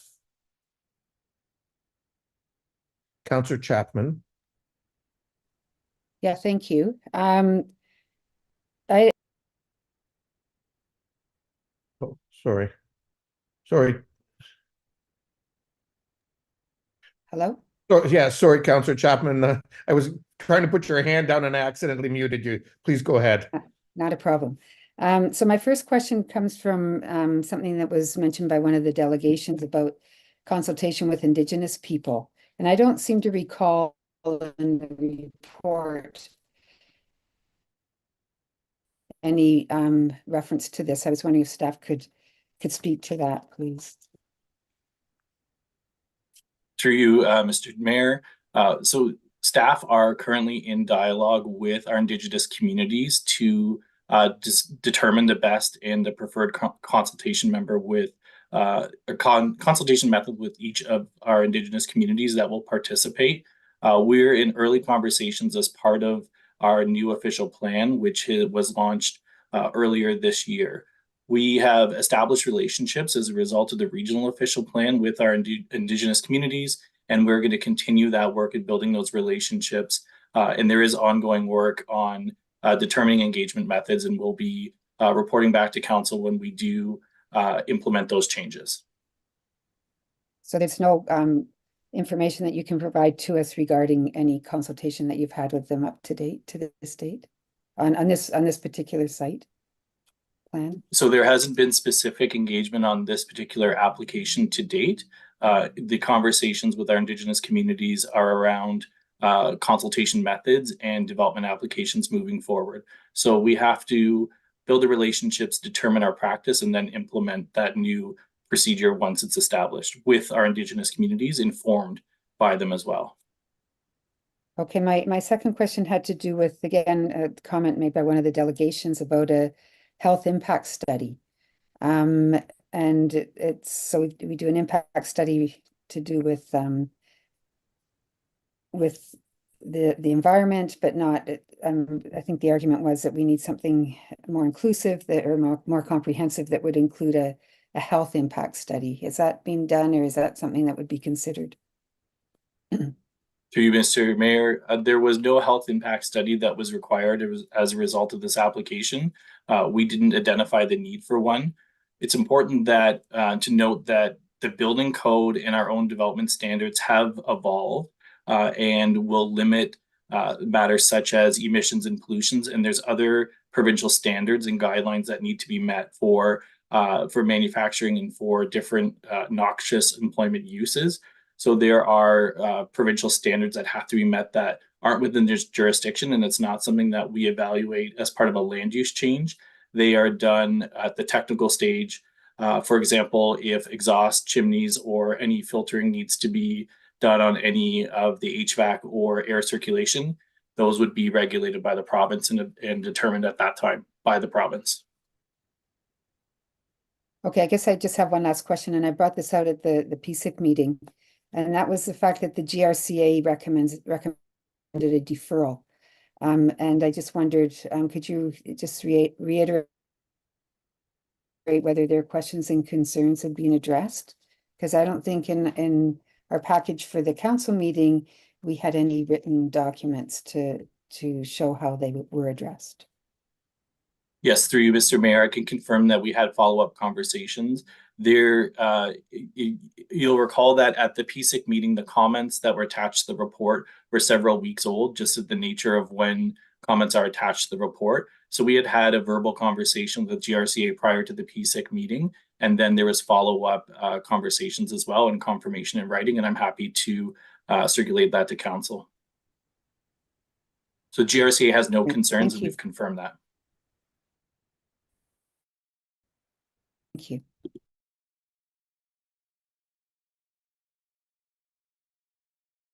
You're muted, Mr. Mayor. Oh, thanks. That's it then, Councillor Chapman. Okay, so Councillor Davey, thank you, and thanks for reminding me I was muted. No problem. Thank you, Mr. Stevenson, for your prefacing of our questions. But just again, we have a whole bunch of people probably still watching, and I just want to be crystal clear. The fact that that what's being manufactured as weapons at this facility is not something that council is to take into consideration whatsoever in determining a decision on this planning process. That's the essence of your preface, correct? So the City of Kitchener zoning bylaw does not regulate weapons manufacturing or manufacturing as separate uses. The manufacturing, distribution, sales, and use of weapons is all under federal jurisdiction. So that is not within your jurisdiction under the Planning Act. Thank you. So that was actually a preface, or you saw my second question coming, and that is if members are watching this and wondering, why we're voting how we're voting, the response is that they should really be in touch with their members of parliament if they have any questions or concerns with respect to gun control, where guns end up that are manufactured, where they can be manufactured. That's not a City of Kitchener jurisdiction, correct? That is federal regulation. So yes, the appropriate body would be with their members of parliament. Thank you. And my final question, I will have comment as well, Mr. Mayor, is what would happen should council decide to deny this proposal based on what's being manufactured? To you, Mr. Mayor, so a denial of the application could potentially trigger an appeal to the Ontario Land Tribunal. The jurisdiction of that tribunal is also prescribed under the Planning Act. So the tribunal will only consider matters which are under the provincial jurisdiction as part of a hearing. So as I mentioned, the manufacturing, distribution, sales of weapons is a federal issue. So that would be outside the jurisdiction of the Planning Act. Okay, thank you. Thank you, Councillor Davey. Councillor Deneau. Thank you, Mr. Mayor, and Mr. Stevenson. My question is, I'll preface it by saying that Colt Canada has been there for over 50 years. And so to your knowledge or any other staff, to their knowledge that are watching, has there been any historical concern of like emissions, pollutants, as a result of their past 50 years of manufacturing that you're aware of? Through you, Mr. Mayor, not that I'm aware of, but I did not do a comprehensive search of any emissions complaint, but none that I've been made aware of. Okay. Okay. And then my last question is, and I agree with the second to last delegate, Mr. Creeds. You know, that area is quite constrained. That road is quite constrained, and adding more cars back and forth with not the best sight lines. And even if you clear up some of the side brush, it's still a matter of fact that it's a very narrow road. You're going to have increased traffic. You know, without impacting any environmental areas of that roadway, like, are we able to ask Colt to, as part of the condition for site plans, for them to widen that road in and out of the park? To you, Mr. Mayor, I think we'll have to consider that at site plan. We do have limit with what we can require as an off-site condition. The Wilson Avenue is a city road. It's owned by the city. It's maintained by the city. I'm not so sure that we can't resolve the concerns with a different maintenance standard. And I think I said earlier that we'll explore that with our forestry and transportation teams to see what mitigation measures could be done, and whether that includes some signage or potential changes to the road. I think it's too soon to determine that now, but we will look at it. Okay, and lastly, you know, I think, and I've mentioned this before, you know, I think having some improvement in lighting down in that area will hopefully mitigate some of the illegal activity that I know is being done down there, whether it's daytime or in the evening. And so hopefully we can get some of these concerns, whether it's safety from cars or lighting, addressed shortly there before or after construction begins. Thank you. Okay, thank you, Councillor Deneau. Are there any other questions? There don't appear to be any, so I'll turn the floor over to Councillor Singh as the chair of our planning committee for Development and Technical Services Committee to bring this forward. Yeah, thank you, Mr. Mayor. As this item arising from the Planning and Strategic Initiatives Committee, it's been moved by myself and seconded, I believe, by Councillor Chapman, who is the vice chair of the committee. No, she doesn't. He doesn't want to. Okay, yeah. I have Councillor Deneau seconded. Okay, thank you. Okay, so it has been moved and seconded, and I'll open the floor to any comments.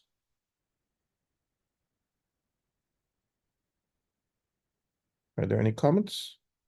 Councillor Chapman. Yeah, thank you. Can you hear me? Yes. Okay, so first I'd like to acknowledge the over 400, 600, whatever the number was, messages that we received from residents from around the region and beyond, expressing their concerns about the nature of the manufacturing activities that take place at the Colt factory. At the PSIC meeting, some members of council supported the manufacture of weapons in the name of preserving democracy.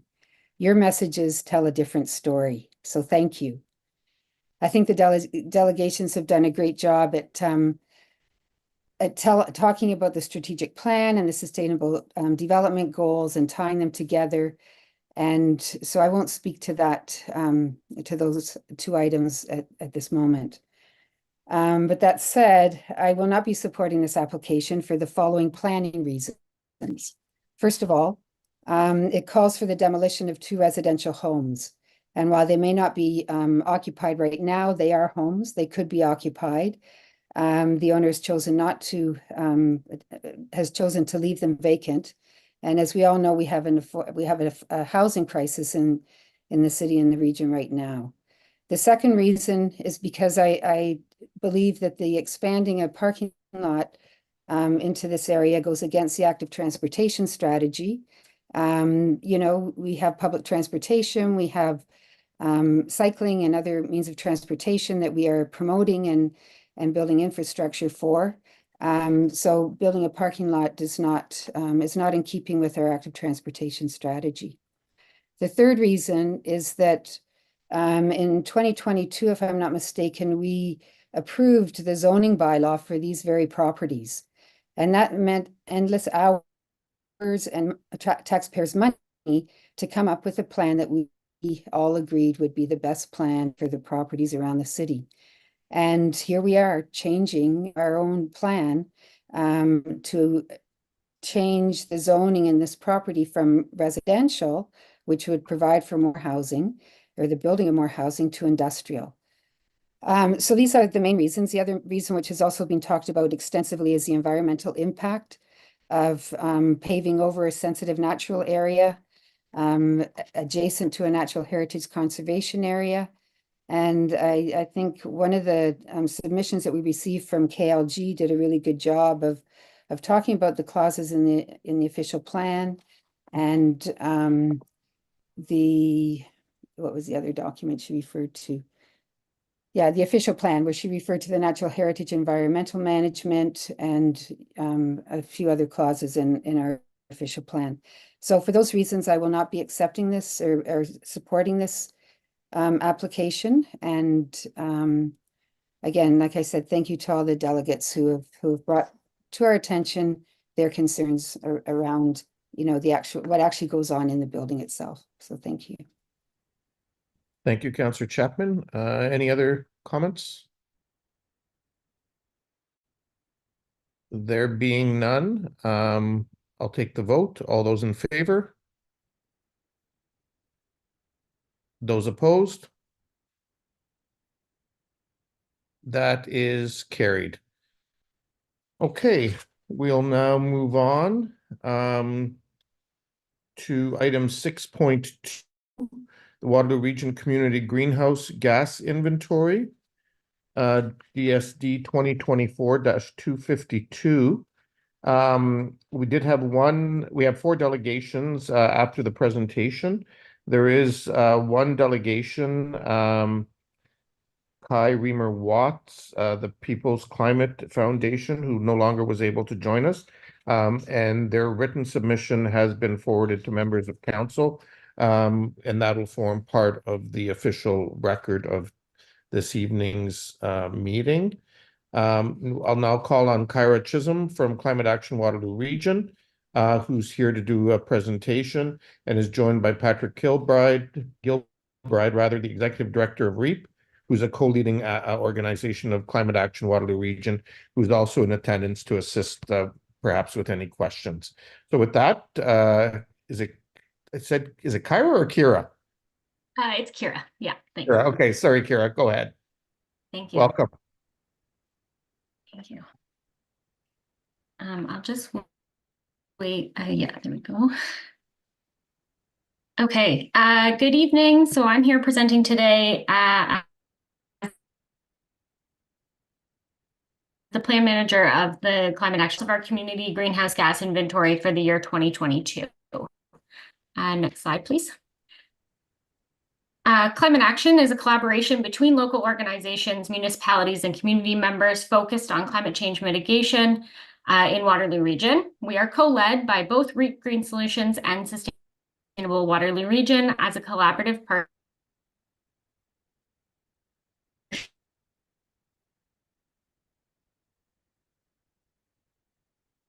Working closely with all 8 municipalities here at the City of Kitchener. To the numbers. So as a community, we have committed to reducing our emissions 50% by the year 2030. And we're here today to provide another update on the progress towards this 2030 target. Sorry, can I get the next slide, please? There we go. And one more clip. There we go. So in 2022, our community emissions were 12% less than the 2010 baseline. This is only slightly higher than our 2020 inventory, which was as to be expected from the reduced travel during the COVID-19 pandemic. While 12% shows great progress from our previous 6% target, I would like to stress that we're not on track to reaching this 50 by 30 target. Why is this target important? We are in a crucial window to make changes in this decade as part of global efforts to keep warming limited to 1.5 degrees. It is also a necessary milestone for our long-term target of 80% emissions reduction by the year 2050. Next slide, please. Looking at what sectors our emissions come from, we can see that transportation emissions still account for almost half of our community-wide emissions, followed closely by emissions from buildings at approximately 45%. Next slide.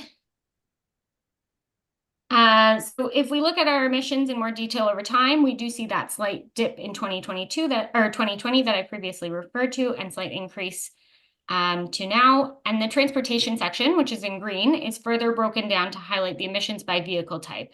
So we can see that passenger vehicles, including cars, light-duty trucks, and SUVs, account for 65% of our transportation emissions, which is an important indicator of the need to support residents in transitioning to zero emissions vehicles and increased use of public and active transportation.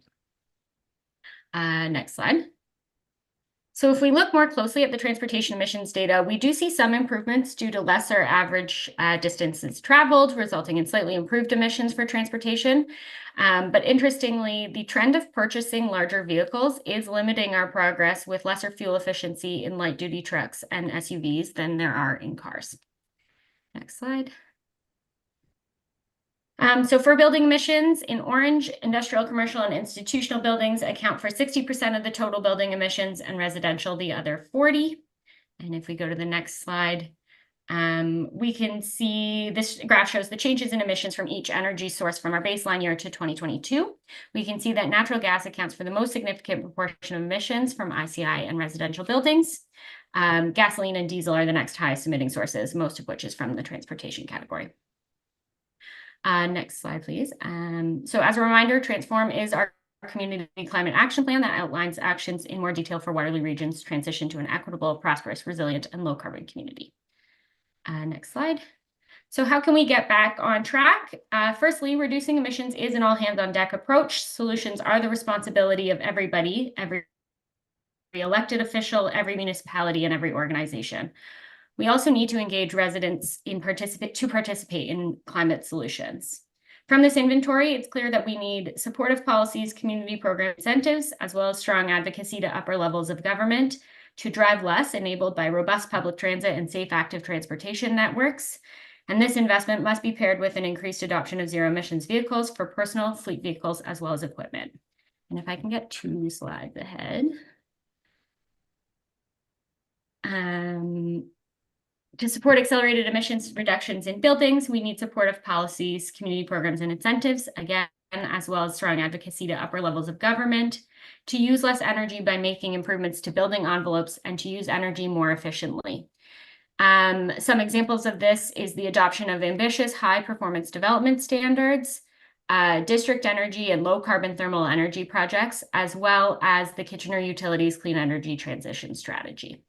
So thank you so much for your time and attention today to learn and understand our progress towards our community wide emissions reductions and the need for accelerated actions to get back on track to meeting our long-term emissions reductions. Great, thank you very much, Kira. And let me just begin by thanking you and everyone involved with Climate Action Waterloo Region for the great work you've been doing for a number of years now on behalf of our community as we tackle this issue as you know, collectively between government and business and not-for-profits and others. We work to meet our goals with respect to the Paris Climate Change Accord and other objectives we're trying to collectively meet. I see Mr. Gilbride is there to help answer questions of yourself and the delegation, and then when we get to questions of staff, Ms. Cipriani is here as well. So with that, are there any questions of either Kira or Patrick? Councillor Chapman. Yeah, thank you, and thank you for the report. And it's great to get updates on you know where we're at. I had a question about embodied carbon, and I've brought this up before, and I just wondered if it in any way has been integrated into the analysis that you make. Thank you for the question, and through you, Mayor. We have not yet integrated embodied carbon. To my knowledge, this would require us to go back to the baseline analysis as well, and to have data sources that are reliable to be able to integrate. We do follow an international community climate reporting standard in our data analysis. So I can bring that back as and echo those concerns again, but that has not been integrated at this time in the building emissions. Okay, the other question I had was regarding incentives. Like, are there things that as a municipality, you know, incentives for heat pumps or incentives for, well, the introduction of green development standards? You know, what guidance can you give us as a lower tiered city council?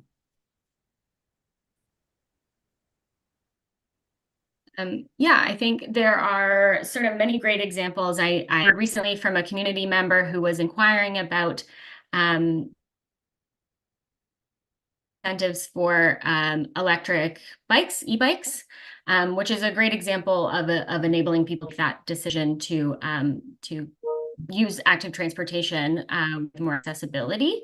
And then again, in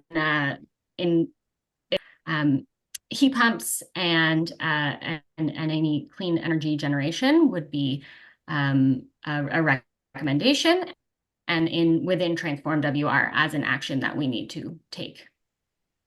Patrick, I see you want to add to that response? Yeah, thank you very much. Through you, Mr. Mayor. Patrick, join in as well. Oh, sorry.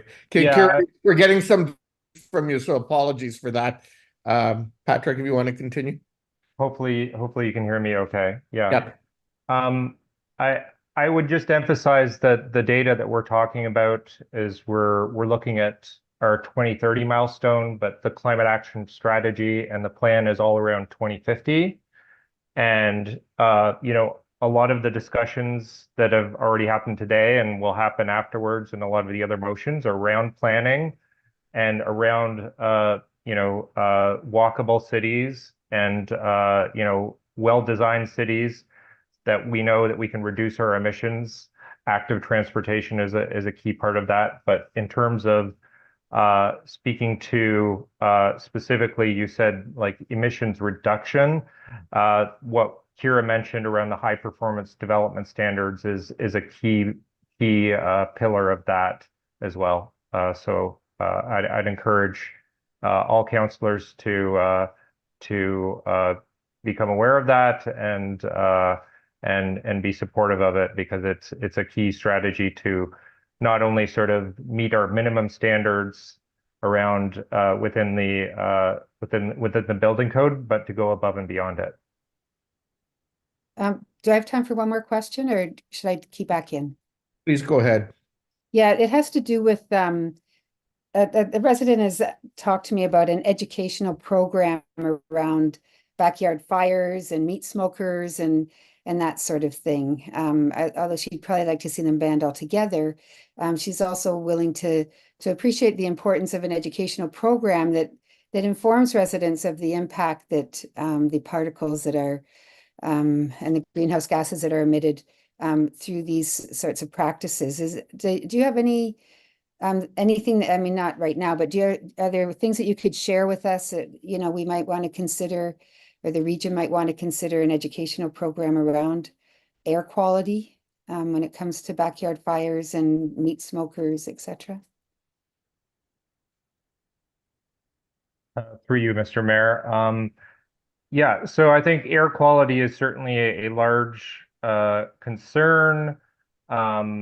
It isn't something that's a significant contributor in the data that we've looked at from a greenhouse gas emissions perspective, but certainly REAP Green Solutions and our counterparts of Sustainable Waterloo Region are all about sort of educating the public around, you know, a variety of different environmental issues. So we'd certainly be open to look at any sort of programs that help to educate the public. We're always looking at ways that people can we like to say start their sustainability journey. And if the backyard fire is a way to look at that and mitigate that and starts people thinking about other things, then we're certainly open to that. Great, thank you, and thank you for the report. Thank you. Thanks, Councillor Chapman. Any other questions? Okay, there don't appear to be any. And because any questions of staff? Thank you. Sorry, before I do that, thanks to both of you for delegating this evening, both Kira and Patrick, to be here to help with the questions. And now I'll ask, are there any questions for Ms. Cipriani?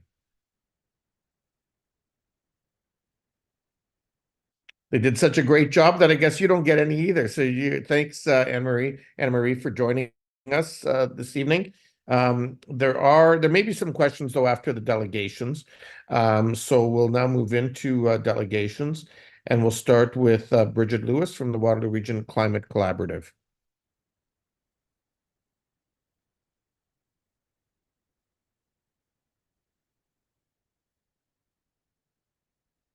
Welcome, Ms. Lewis. Hello, good evening, Mayor Verbanovic, councillors and staff. Thank you for accepting this delegation.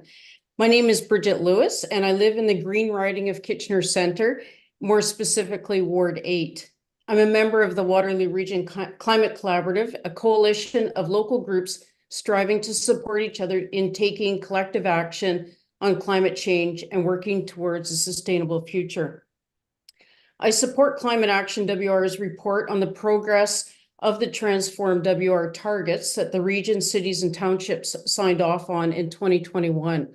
As a citizen concerned for the future of our environment, I implore the City of Kitchener to please take heed of the report's findings with the recommendations to ramp up changes, particularly in the building and the transportation sectors. Climate change affects all living beings, and if the region, cities, and townships do not make a concerted effort to meet the target of 50% reduction of greenhouse gas emissions by 2030, I fear for the livelihood of future generations. The region has experienced warm winters with little or no snow, an increased frequency of heavy rains and tornado warnings, and of course, last summer, hazy skies due to numerous wildfires across the country. We came together and put politics aside to tackle COVID-19. I think we can do the same for climate change. Leaders must lead now more than ever. I'm doing my bit by having switched from a gas range to an induction stove. I had a heat pump installed earlier this year, and I'm in the process of insulating my 1940 house.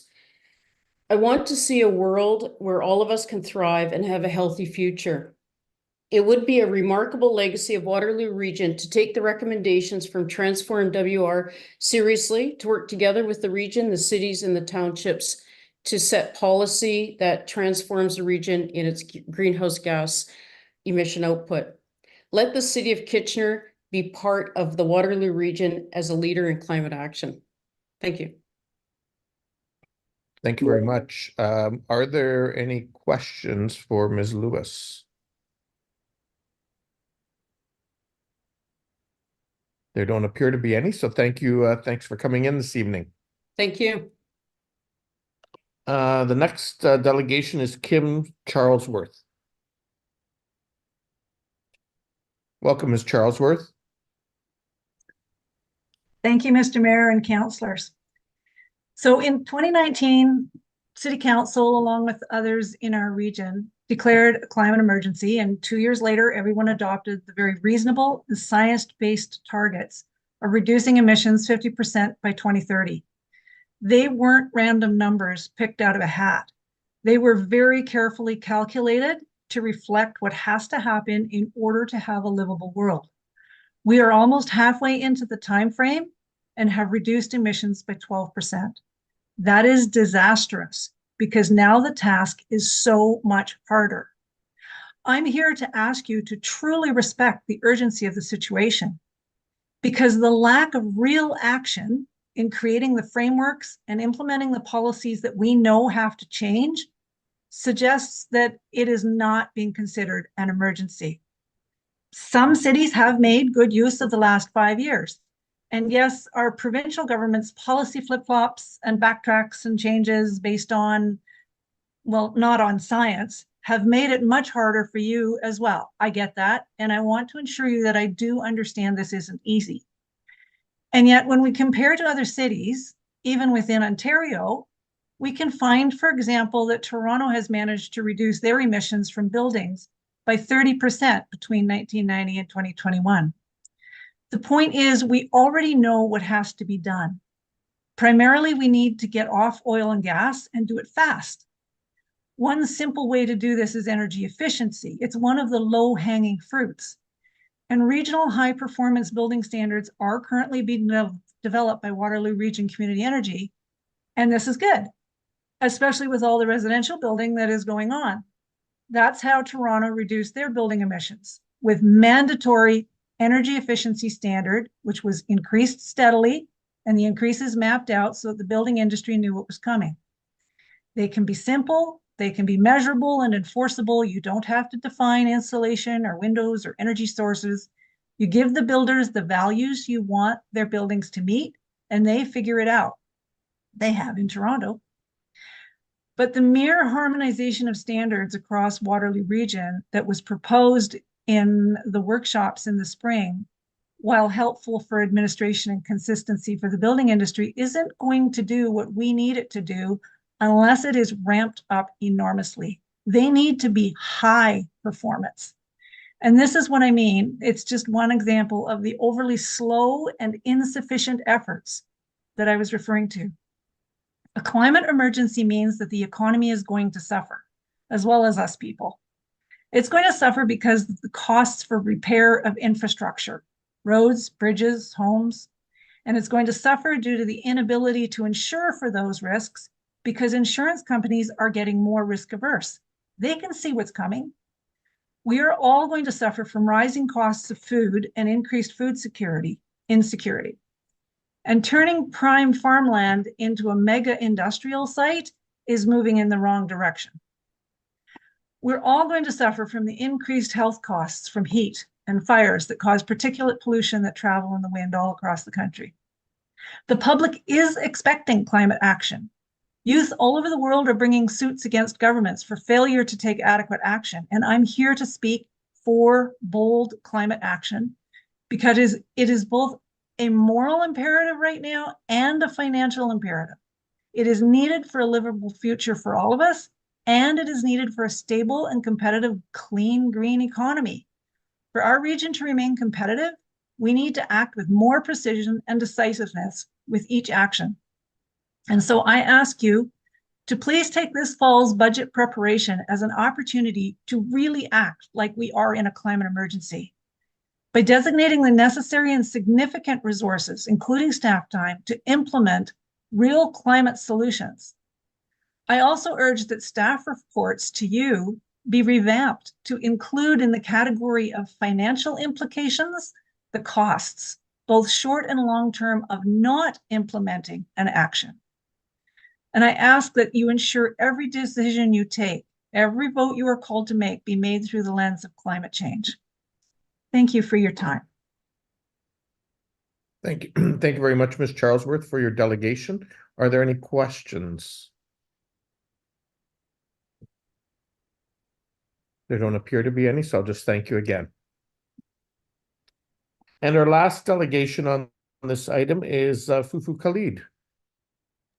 Through you, Mr. Mayor. There was just an error. Oh, that was the error from the earlier one. Yes, That's sorry no problem. about that. Thank you. Okay, thanks. So there aren't any further delegations. Were there any questions of staff at this point? Okay, there not being any. This item was here strictly for information, so no motion of council is required. So we'll then move on. We'll now move on to item 6.5, which is the notice of motion from Councillor Chapman, and I'm dealing with it at this point because we do have a delegation. There was one written submission. Ms. Megan Walker was originally registered as a delegation, but is was no longer able to appear and has submitted comments in writing that the clerk has forwarded to council for their consideration.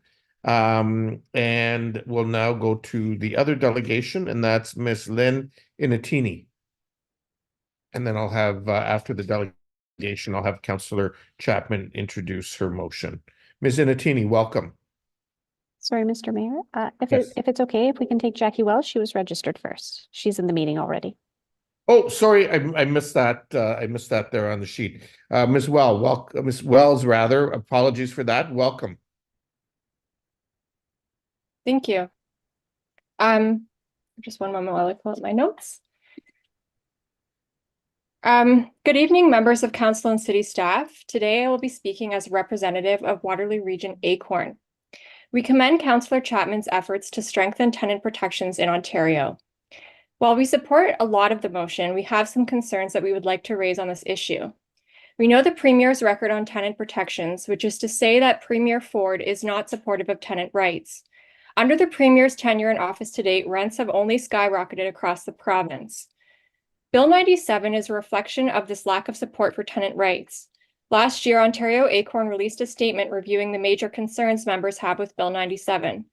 To summarize, Bill 97 has little to no real protections against rent evictions, minus a little extra red tape for landlords. This is not even remotely enough to prevent rent evictions when landlords can easily double or triple their profits from rent evicting their buildings. Bill 97 opens the door for the province to standardize municipal tenant protections like rental replacement bylaws, allowing them to restrict when and how cities can protect the affordable housing that they have left, effectively undoing all the work that the City of Kitchener already did earlier this year to pass our own strong rental replacement bylaw. Bill 97 allows landlords to pass on the cost of AC units to tenants in the form of additional fees that are not controlled by rent control. This is very important in our ever-warming climate.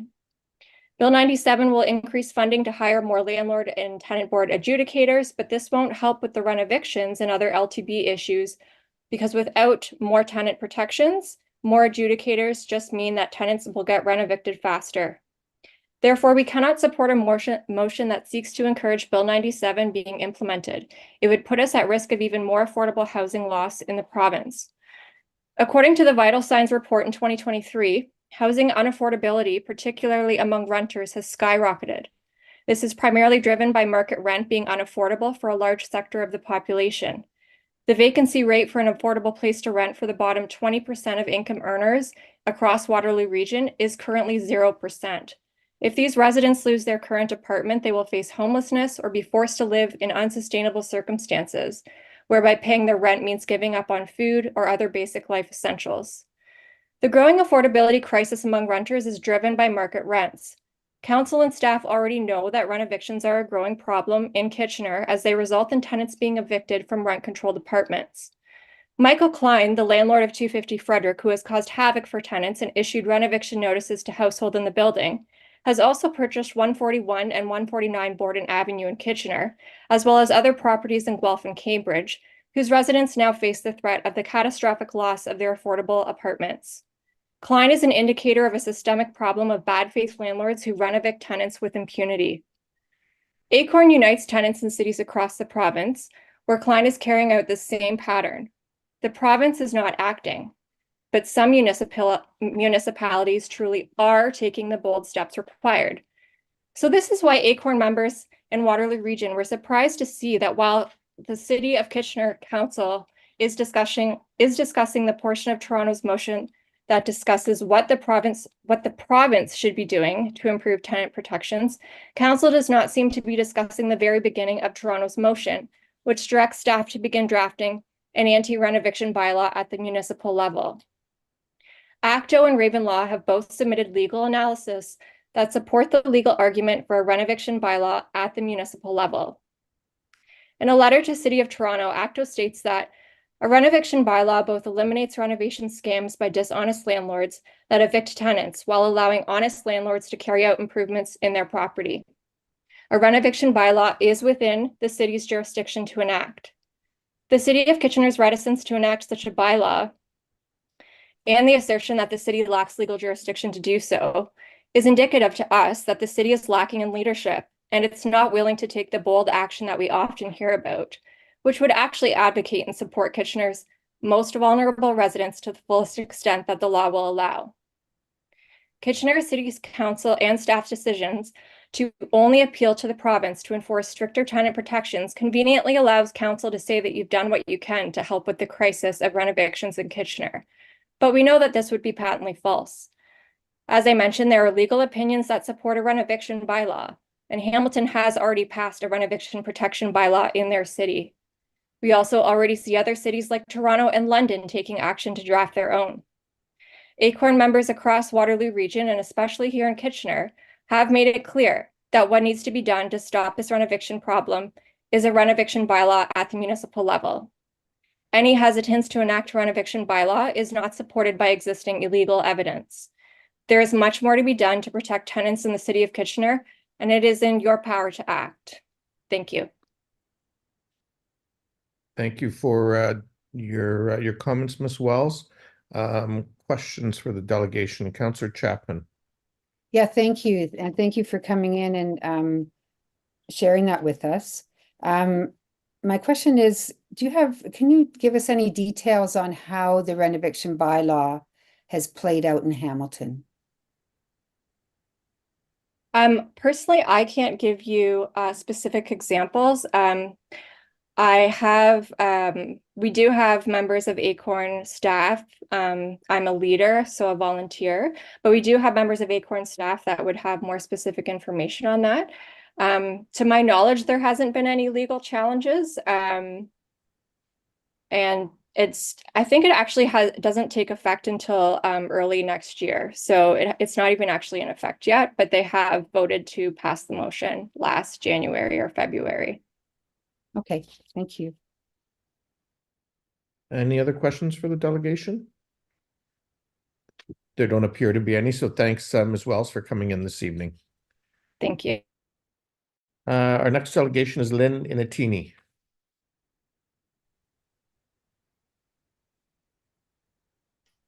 Hello. Hi, there you are. Hi. Welcome, Ms. Inatini. Considering the vast majority of my points have already been stated, I'll speak off the cuff. As is the usual situation with anything related to housing or human rights or compassion for any marginalized individual coming from the provincial government, there's always trade-offs. Bill 97 has trade-offs like any other. If it were brought into, there are some beautiful sections of it that sound like they could do a lot. But they may not. And I've heard Kitchener say so many times that they're bold. And I would truly love to see them follow in the steps of Hamilton, of what London's doing, and even the motion that this echoes from Toronto. The first 6 points of that motion, refer to directing Toronto staff to create a municipal renoviction bylaw. So clearly they don't believe it's out of their jurisdiction. As for why the Hamilton bylaw has not currently taken effect, it was because they're the first ones in Ontario doing it. They were building a system, so they needed time to bring it into effect. But we'll also notice that just because council hasn't been given explicit permissions doesn't mean they don't have implied permissions under the provincial laws that are relevant.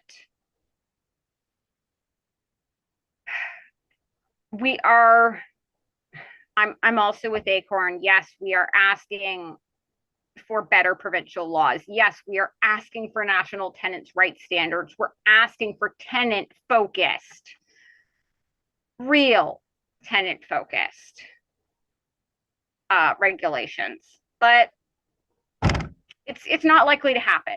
We're going to keep telling governments that that's what we're looking for, but it is within the municipality's power, and it really would save money because so much infrastructure cost has been downloaded onto municipalities. We know most of the harm that's coming to tenants and the additional costs being downloaded are being downloaded onto the municipality. And this would save money. You've just got to decide who you're prioritizing, the humans, the individual humans, or corporate actors who frankly aren't paying their fair share of taxes. So yes, thank you for advocating to the province, although I don't actually support the full implementation of Bill 97. And I thank you for your time and for listening to us. Thanks. Thank you very much, Ms. Intini. Sorry, is it Inatini or Intini? Depends on which of my parents you ask. Oh, okay. Thank you. Thank you for that. Are there any questions for the delegation? Okay, I'll just say thank you again for coming in this evening and sharing your perspectives with us. Councillor Chapman, if I can ask you to bring forward your motion and particularly focus on the operative phrases. Yeah, so there are quite a few of those. Do you want me to read them all? I mean, it's pretty extensive, or I assume council has read. Yeah, I'm assuming everyone's read it as well. So if you want to just summarize, that would be, Okay, I'll just say that the city support the resolution adopted by the City of Toronto to urge the province of Ontario to proclaim and bring into force all regulations pertaining to Bill 97, Helping Home Buyers Protecting Tenants Act 2023, and that the city support the resolution adopted by the city to request the province of Ontario to amend the Residential Tenancy Act 2006 and its related regulations, which you can see in the motion. And that the City of Kitchener support the resolution adopted by the City of Toronto to urge the province to make several operational changes to the Landlord-Tenant Tribunal. So, yeah. Okay, thank you, Councillor Chapman. Is there a seconder for that motion? Okay, I'll go with Councillor Deneau since he asked a question similar to this at AMO. Councillor Chapman, do you want to make any comments as the mover? Yeah, I mean, I don't disagree with the delegations that Bill 97 is not the panacea of bills that are out there, and I also fully agree that a renoviction bylaw is the desired way to go, including, you know, some of the things that appear in this document. But what I've done here is to take the example of Toronto, and let me just say the city is, I believe, with the region working on looking at a renoviction bylaw, but we're not there yet. So this doesn't exclude the possibility of a renoviction bylaw in the future. But at the present time, this is an attempt to call on the provincial government to step up and ensure that the safety and protection of tenants. So that's why I'm bringing it forward. And I'm happy to answer any questions. Okay, thanks, Councillor Chapman. Other comments or Councillor Ioannidis? Yeah, point of clarification, Mayor Urbanovic. So if we vote for this and it gets turned down, then how is staff being able to bring this forward within the next 2 years if that's what's in the works in the pipeline?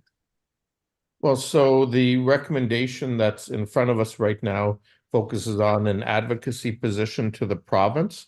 It doesn't focus on work that's being done by staff. That work can continue. This motion doesn't direct staff in that regard, as has been pointed out by one of the delegations who actually had hoped that we were going to do that work. But as I think Councillor Chapman has indicated, we're not at that point yet for the internal pieces, but that doesn't prevent us from doing some advocacy, which you know, I mean, I'll say it now. I was going to make it in my own comments, but you know, this was a big topic of conversation at AMO, and you know, certainly consistent with the advocacy that's occurring by many municipalities.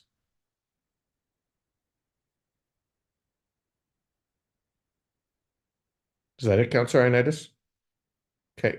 Any other questions or comments? If not, I'll just want to thank Councillor Chapman for bringing this forward. I think this motion right now focuses on the area where the city actually can play a role. I recognize you know, that there are some differences of opinion on that, but as you pointed out, there's, you know, staff continue to look at what more can we actually do ourselves. But in the meantime, that doesn't really that doesn't prevent our advocacy on this issue where it really does belong, and that's with the provincial government. And so I will be supporting this motion. I don't know, any other comments? There being none, all those in favor? Any opposed? That's carried. Great, thank you very much. We'll now move on to reports of the committees. And I'll ask, sorry, and I'll say with the noted conflict from Councillor Singh on that last one, who did not vote. Moving on to Heritage Kitchener, 7.1, Councillor Chapman. Yeah, thank you. It's been moved by myself and seconded by Councillor Michaud that the report on Heritage Kitchener dated August 6, 2024, listed as items 7.1.b to 7.1.k and 7.1m on the agenda this date be adopted. Okay, so I will deal with everything except 7.1.m, which Councillor Stretch has declared a conflict on. Are there any comments on everything except M? Okay, all those in favor? Opposed? That's carried. And 7.1.m, any comments? There being none, all those in favor? Opposed? That's carried with the noted conflict by Councillor Stretch. We'll now move on to Finance and Corporate Services Committee, and I'll turn it to Councillor Davey, please. Thank you. It's been moved by myself, and I'm going to say seconded by Councillor Johnson, because my vice chair has a conflict, that these 7 items from Finance and Corporate Services Committee be adopted. Okay, so I will deal with 7.2.a through to E first. And G. Sorry? And G. Oh, E and G, yes, thank you. Councillor Singh, you have a comment on one of those? I'm sorry, is 7.2A in that? The first vote that we're taking? The uncollectible miscellaneous receivable No, account? not A. Yeah, my apologies. I meant to say 7.2C, the noise exemption. That is part of that, yes. Okay, good. I don't think we have the bylaw staff. I'll just quickly make a comment. In past years, obviously, this is a reoccurring event, and in most cases, it's done well and is respectful for the overall community that surrounds the Holy Trinity Church. Recent years, I have started getting some complaints relative to the level of noise or activity that's closer to the neighboring properties. Again, I just want our staff to perhaps, if they are able, to have that conversation, advising that we are starting to receive some more pushback or some concerns coming from the overall general activities related to the event, and so that some of the concerns can be relayed and perhaps they can be more mindful wherever they're, the opportunity avails themselves to be good neighbors. I just wanted to provide that context as well as a comment. Thank you, Mr. Mayor. Thank you, Councillor Singh. Mr. May, I presume you can follow up on that with our bylaw team? That's correct, Mr. Mayor. I'll do that this evening. Okay, thank you. So I will deal with 7.2.A through to E as well as G first. They have been moved and seconded. All those in favor?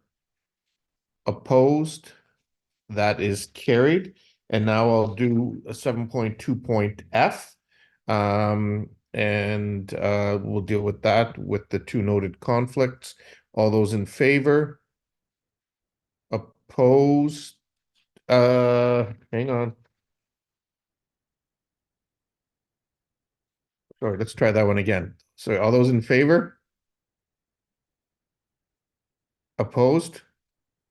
That's carried. Okay, with the two noted conflicts by Councilors Ioannidis and Michaud. Thank you. We'll now move on to Planning and Strategic Initiatives Committee, Councillor Singh. And I will note that there is a supplemental report, DSD 2024-379, related to 1001 King Street East and 15 Delroy Avenue, which that's been included in the agenda, requesting revised conditions for the draft plan of condominium applications, which are included in the agenda this date for council's consideration. So with that in mind, Councillor Singh, I'll turn it over to you to bring forward the report. Yeah, thank you, Mr. Mayor. We've already taken care of 7.3H. For the official plan amendment application for Wilson Ave. So the remaining items arising from the Planning and Strategic Initiatives Committee from August the 12th, and that's ranging from 7.3A all the way to 7.3G are moved by myself and seconded by Councillor Chapman. Okay, with the noted additional report, correct? With a noted additional report, correct. Thank you. Okay, thank you. So with that, any discussion? All those in favor? Opposed? That's carried. Thank you, Council. New business, mayoral business and updates. There aren't any this evening, and so we'll move right into the notice of motion from Councillor Johnson. Councillor Johnson.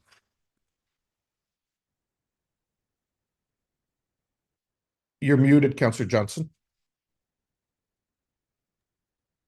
You think I know that by now. Thank you, Mr. Mayor. I'll start by just quickly doing a quick read through the motion that I'm bringing to council tonight. Whereas the City of Kitchener has a history of providing residents with access to a wide variety of programs offered at a city-operated and taxpayer-funded facility.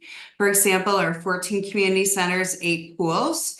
And whereas in recent years, City Council has added funding to the tax-supported operating budget to increase the number of programs available at city facilities, including additional low and no-cost programs. And whereas over the past 12 months, more than 5,000 spots in a program offered at a City of Kitchener facility were filled by someone living outside of Kitchener. And whereas out of town registrations account for more than 10% of the available program spots at some Kitchener community centers, for example, Kingsdale, Victoria Hills, Rockaway, Downtown, Bridgeport.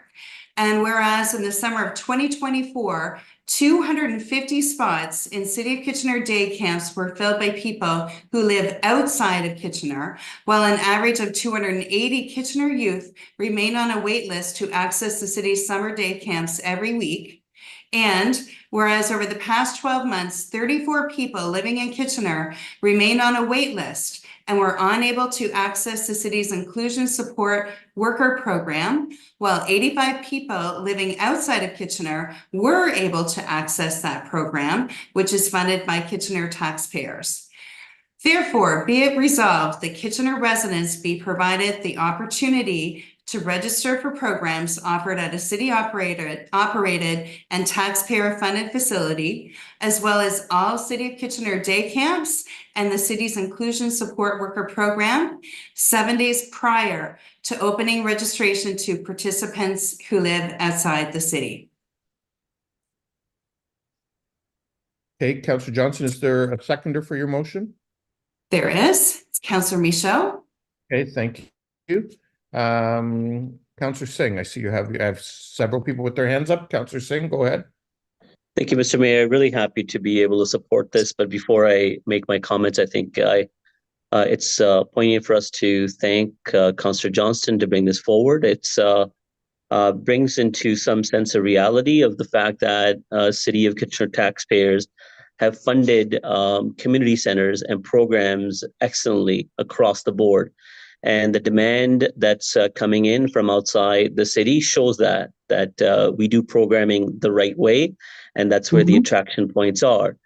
But that being said, the need is large because these programs are subsidized. It's very expensive to go out there to some of these private programs as opposed to publicly funded programs in our community centers or in our pools. And because that need is large, that need is even more so stark in an inflationary market such as this. It's important to make sure that the demand is first achieved by the residents that are funding it on behalf of their neighbors who may not be able to afford it. Beyond that, if the demand is still there and perhaps spots are available, then great. I think it should be opened up to others, but it should certainly be made available to residents of Kitchener who can really benefit in ensuring that services that are available, that are subsidized, are available to them. So once more, thank you, Councillor Johnston, for bringing this forward, and very happy to support it. Thank you, Councillor Singh. Next, I have Councillor Deneau. Thank you, Mr. Mayor. And again, I'll echo what Councillor Singh had just said. Thank you, Councillor Johnston, for bringing this forward. To be honest with you, I had no idea this was happening. Maybe that's just myself being naive. But I think it's only fair to our citizens, our taxpayers, to have access to the programs first and foremost before anybody else in the surrounding communities. And you know what, we may get a little flack for this, but if I do or anybody else does, I would encourage them to contact their city councilors and say, what are you doing for me with the money, with the taxes that I'm paying? Where are my community centers? I shouldn't have to go to another municipality to get the supports that I need in my own city. And so I will support this 120%. Again, thank you very much. And I guarantee, Mark, that most people didn't even know this was happening across the city, whether you use the programs or not. And I think that's what makes us stand out from other communities, is that we have the programs that other people want, and we fund them well. And so thanks again for bringing this forward. Thank you, Councillor Deneau. Councillor Schneider. Thank you, Mayor. And Mark, thank you so much. One of the great things I love about serving with this council is we have great conversations. And, Councillor Johnson shared the conversation she had with a constituent of hers. And this is what was the impetus of her bringing this motion forward. I think our citizens, our taxpayers are proud and appreciative of the great programming that we're able to do. I mean, we have made an investment in community centers and programming, and I do believe it should be, Kitchener first. It's our taxpayers that are supporting this, and to give them that 7-day head start It's not excluding people from outside Kitchener, but it's just giving Kitchener residents the first chance at it. And I really want to thank Councillor Johnson for bringing this up and for sharing the story of this to educate us all. Proud to support it. Thank you, Councillor Schneider. Councillor Davey. Yeah, yes, thank you. And thank you, Councillor Johnson, for bringing this forward. I actually did have a question though, if I could. I'm reading this and I just want to, I see Mr. Hildebrand's here, and knowing Councillor Johnson, she's definitely talked to staff this ahead of time. I am a little bit worried about unforeseen or unintended consequences of this. And if I could just ask Mr. Hildebrand to speak to it, and I guess specifically just, representing the residents of my ward, many of which are in the northern part, the far northern part of the city, and to be frank, most of the recreation facilities close to them are in Waterloo.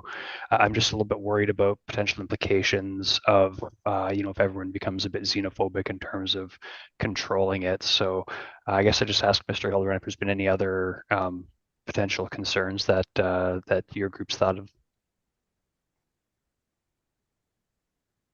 Through the mayor, we'll have to observe and see what comes from this. Of course, we do likely have residents who cross over to Waterloo and to Cambridge to use their programming. The good thing about this is that we're not excluding people outright. We're just giving our Kitchener residents a week extra to get into their programming that they're interested in, and make the necessary arrangements. After that, it's open to other outside residents. So it's not completely shutting the door on outside residents. It's just giving a bit of extra time to our residents to get into the programming they need, because that seems to be one of the biggest issues that we hear. And to our knowledge, do Waterloo or Cambridge have any sort of similar arrangement? There might be. I don't know specifically what they do, but there has in the past been non-residential fees that are charged if you're coming from outside of a certain municipality. I'm not sure if that's stopped. We're only doing that right now with our swim programs, and then otherwise, when we used to have non-residential fees in senior programming, that was withdrawn in the past. Okay, I'm not sure. I can't think of any offhand, but I'm assuming there are groups or teams that sign up for things as well. Would they be exempt? Because I guess being a guy that often plays hockey in Waterloo facilities, I wouldn't want the rest of my hockey team to be able to get in, and then I get excluded because I'm a Kitchener resident. So I'm assuming groups would be exempt from this entirely. So yeah, I believe that's treated a little different. Sport groups are treated a little different in that our fees for our ice time and our field times are set, and whether usually leagues cross Waterloo region, so it'd be really difficult to center out specific people on teams that are from Kitchener or not from Kitchener, and charge them different prices. Okay, thank you. So just by way of quick comment then, yeah, I'll definitely support this. I just say to you, Mr. Hildebrand, I'm not going to make it part of the motion, but I would actually ask for maybe a year out, if you could just shoot us an email if there have been any unintended consequences, we could revisit it. But overall, I'm thankful for the motion by Councillor Johnson. Thank you, Councillor Davey. Councillor Ioannidis. Councillor Davey stole my thunder, but anyways, I'm very happy to want to support this. I'm happy to, Councillor Johnson had put in the work and effort to figure out this situation, what's been happening. It makes a lot of sense to me. I don't want to leave our own residents behind when it comes to our facilities. So I think this makes a lot of sense, and I'm happy to support this. But I'd be curious what other municipalities are the ones that are using our facilities. Anyways. Thanks, Councillor Ioannidis. Councillor Michaud. Thank you. A lot's been said tonight. I'm not going to repeat everything. I just want to thank Councillor Johnson for bringing this forward and doing all the work to get here. You have your finger on the pulse of what's going on in community centers, Councillor Johnson, and I think it's just this is indicative of the work that you've done so far. And you know, I hear this many times leading into the summer camps, parents who can't get their children into camp, who are living in this part in Ward 4, and they try to get in and they get there on time, but they miss it. So you know, to get that extra week, I think this is going to make a difference. So kudos to you and great work. Thanks. Thank you, Councillor Michaud. Councillor Stretch. Yes, kudos to you, Councillor Johnson, and to staff who are running programs that are filling up really quickly. I too am really curious about some of the data or some of the learning we'll get out of this. I am wondering what and where other Kitchener residents, if they are going to other municipalities, Waterloo, and people who live very close to borders where they're accessing. So I love that, you know, there's a head start, but it's still open to everyone. And I guess I'd like to echo Councillor Davey in asking staff to report back just so we can see some of that learning and maybe tailor some of our programming or our start dates to continue to serve our residents of Kitchener in a good and productive way. Those appear to be all of the comments. I'll make some as well. I too want to thank Councillor Johnson for bringing this forward this evening. For me, one of the compelling parts, and it speaks to I think the kind of work that Councillor Johnson has done in the past, trying to make sure that we're being inclusive for everyone, is when I look at the data pertaining to individuals who need the support of a city inclusion support worker, where there were 85 people who outside of Kitchener who were able to access the program, while 34 people living in Kitchener were not.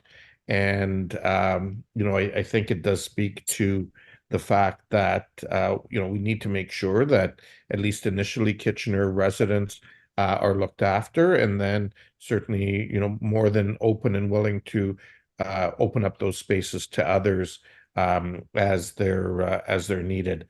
I think the other piece, as we, you know, get a better handle on the data going forward, is, you know, if we continue to see more spot or a high demand for spots and things like our day camps, that perhaps that's something we also need to look at in the fullness of time, as to, you know, whether or not we need to add additional programming in those spaces going forward, either on our own or in conjunction with other partners. So I'm pleased to support this motion. Thanks, Councillor Johnson, for bringing it forward. Thanks, Mr. Mayor, and I'd just like to do some closing comments on this as well, if I can. Yes, please go ahead. Yeah, thanks. And thank you so much, Council, for your kind words and for considering my motion before you tonight. I always appreciate your support.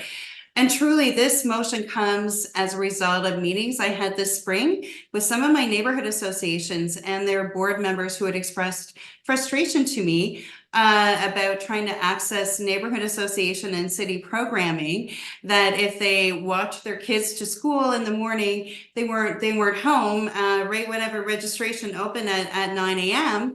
And they were finding that oftentimes, you know, 15 minutes that some of the programs were filled and they were being put on a wait list, and they had expressed a lot of frustration over that. So I connected with staff, and I have to thank staff so much for doing a deep dive into the data here. They really did an analysis of the numbers to see what the residency distribution was for people accessing our programs. And those numbers are before you. And I would agree with all of you that Let's keep an eye on these and let's do a deeper dive into this again next year. But as well as what the mayor said, I'll draw your attention to the statistics for our inclusion support worker program.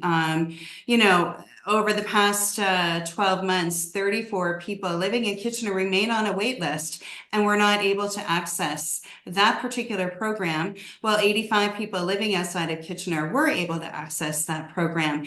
And as a former public school board trustee, I will say that this type of programming is really integral, is urgently needed. And in fact, we truly should look at growing it ourselves.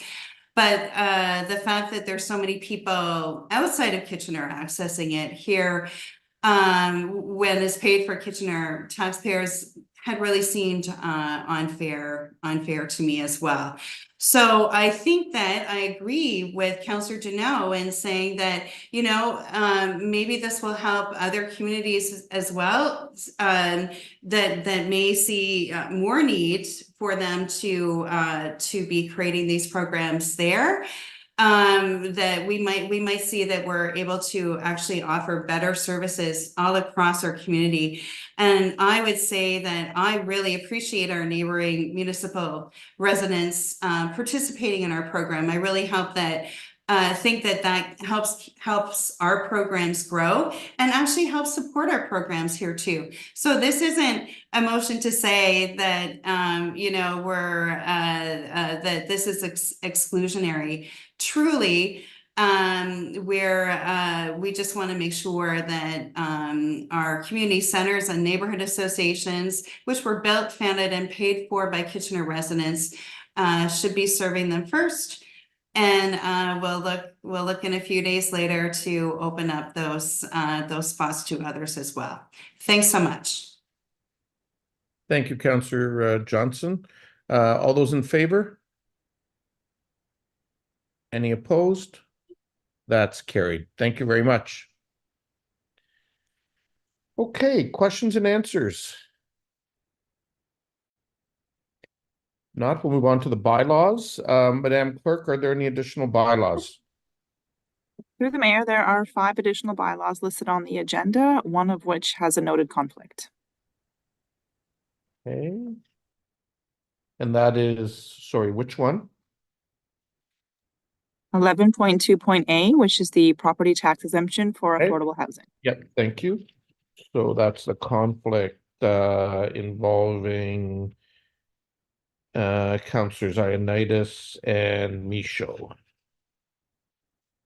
So do I have a mover and seconder for the bylaws? Councillor Johnson and Councillor Schneider, thank you. So I'll deal with all of the bylaws, including the additional ones, except for 11.2.A. All those in favor? Opposed? That's carried. And now I'll deal with 11.2.A. All those in favor? Any opposed? That is carried with the noted conflicts. We'll now move to Committee of the Whole, and I will turn it over to Councillor Duneau. Thank you, Mr. Mayor.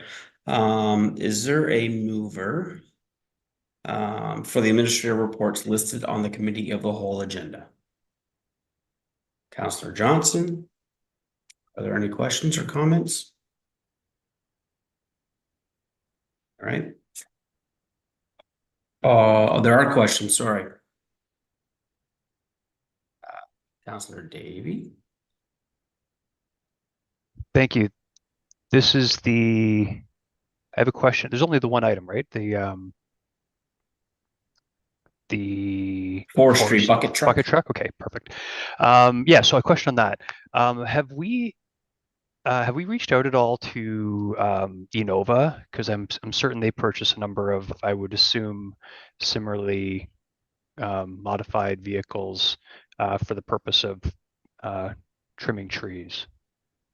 Just in terms of maybe being able to, because I'm noticing the price of this thing, not that I'm disputing it, but it's more than my first house.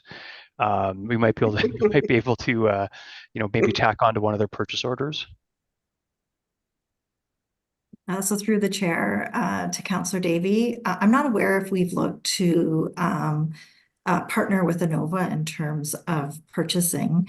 We do know that we got we have a really competitive opportunity in terms of purchasing the aerial truck based on another order that was canceled. And so these units are at a very competitive price, and in fact resulted in savings to the city as opposed to what we had originally anticipated in paying. So we feel this is a very competitive price.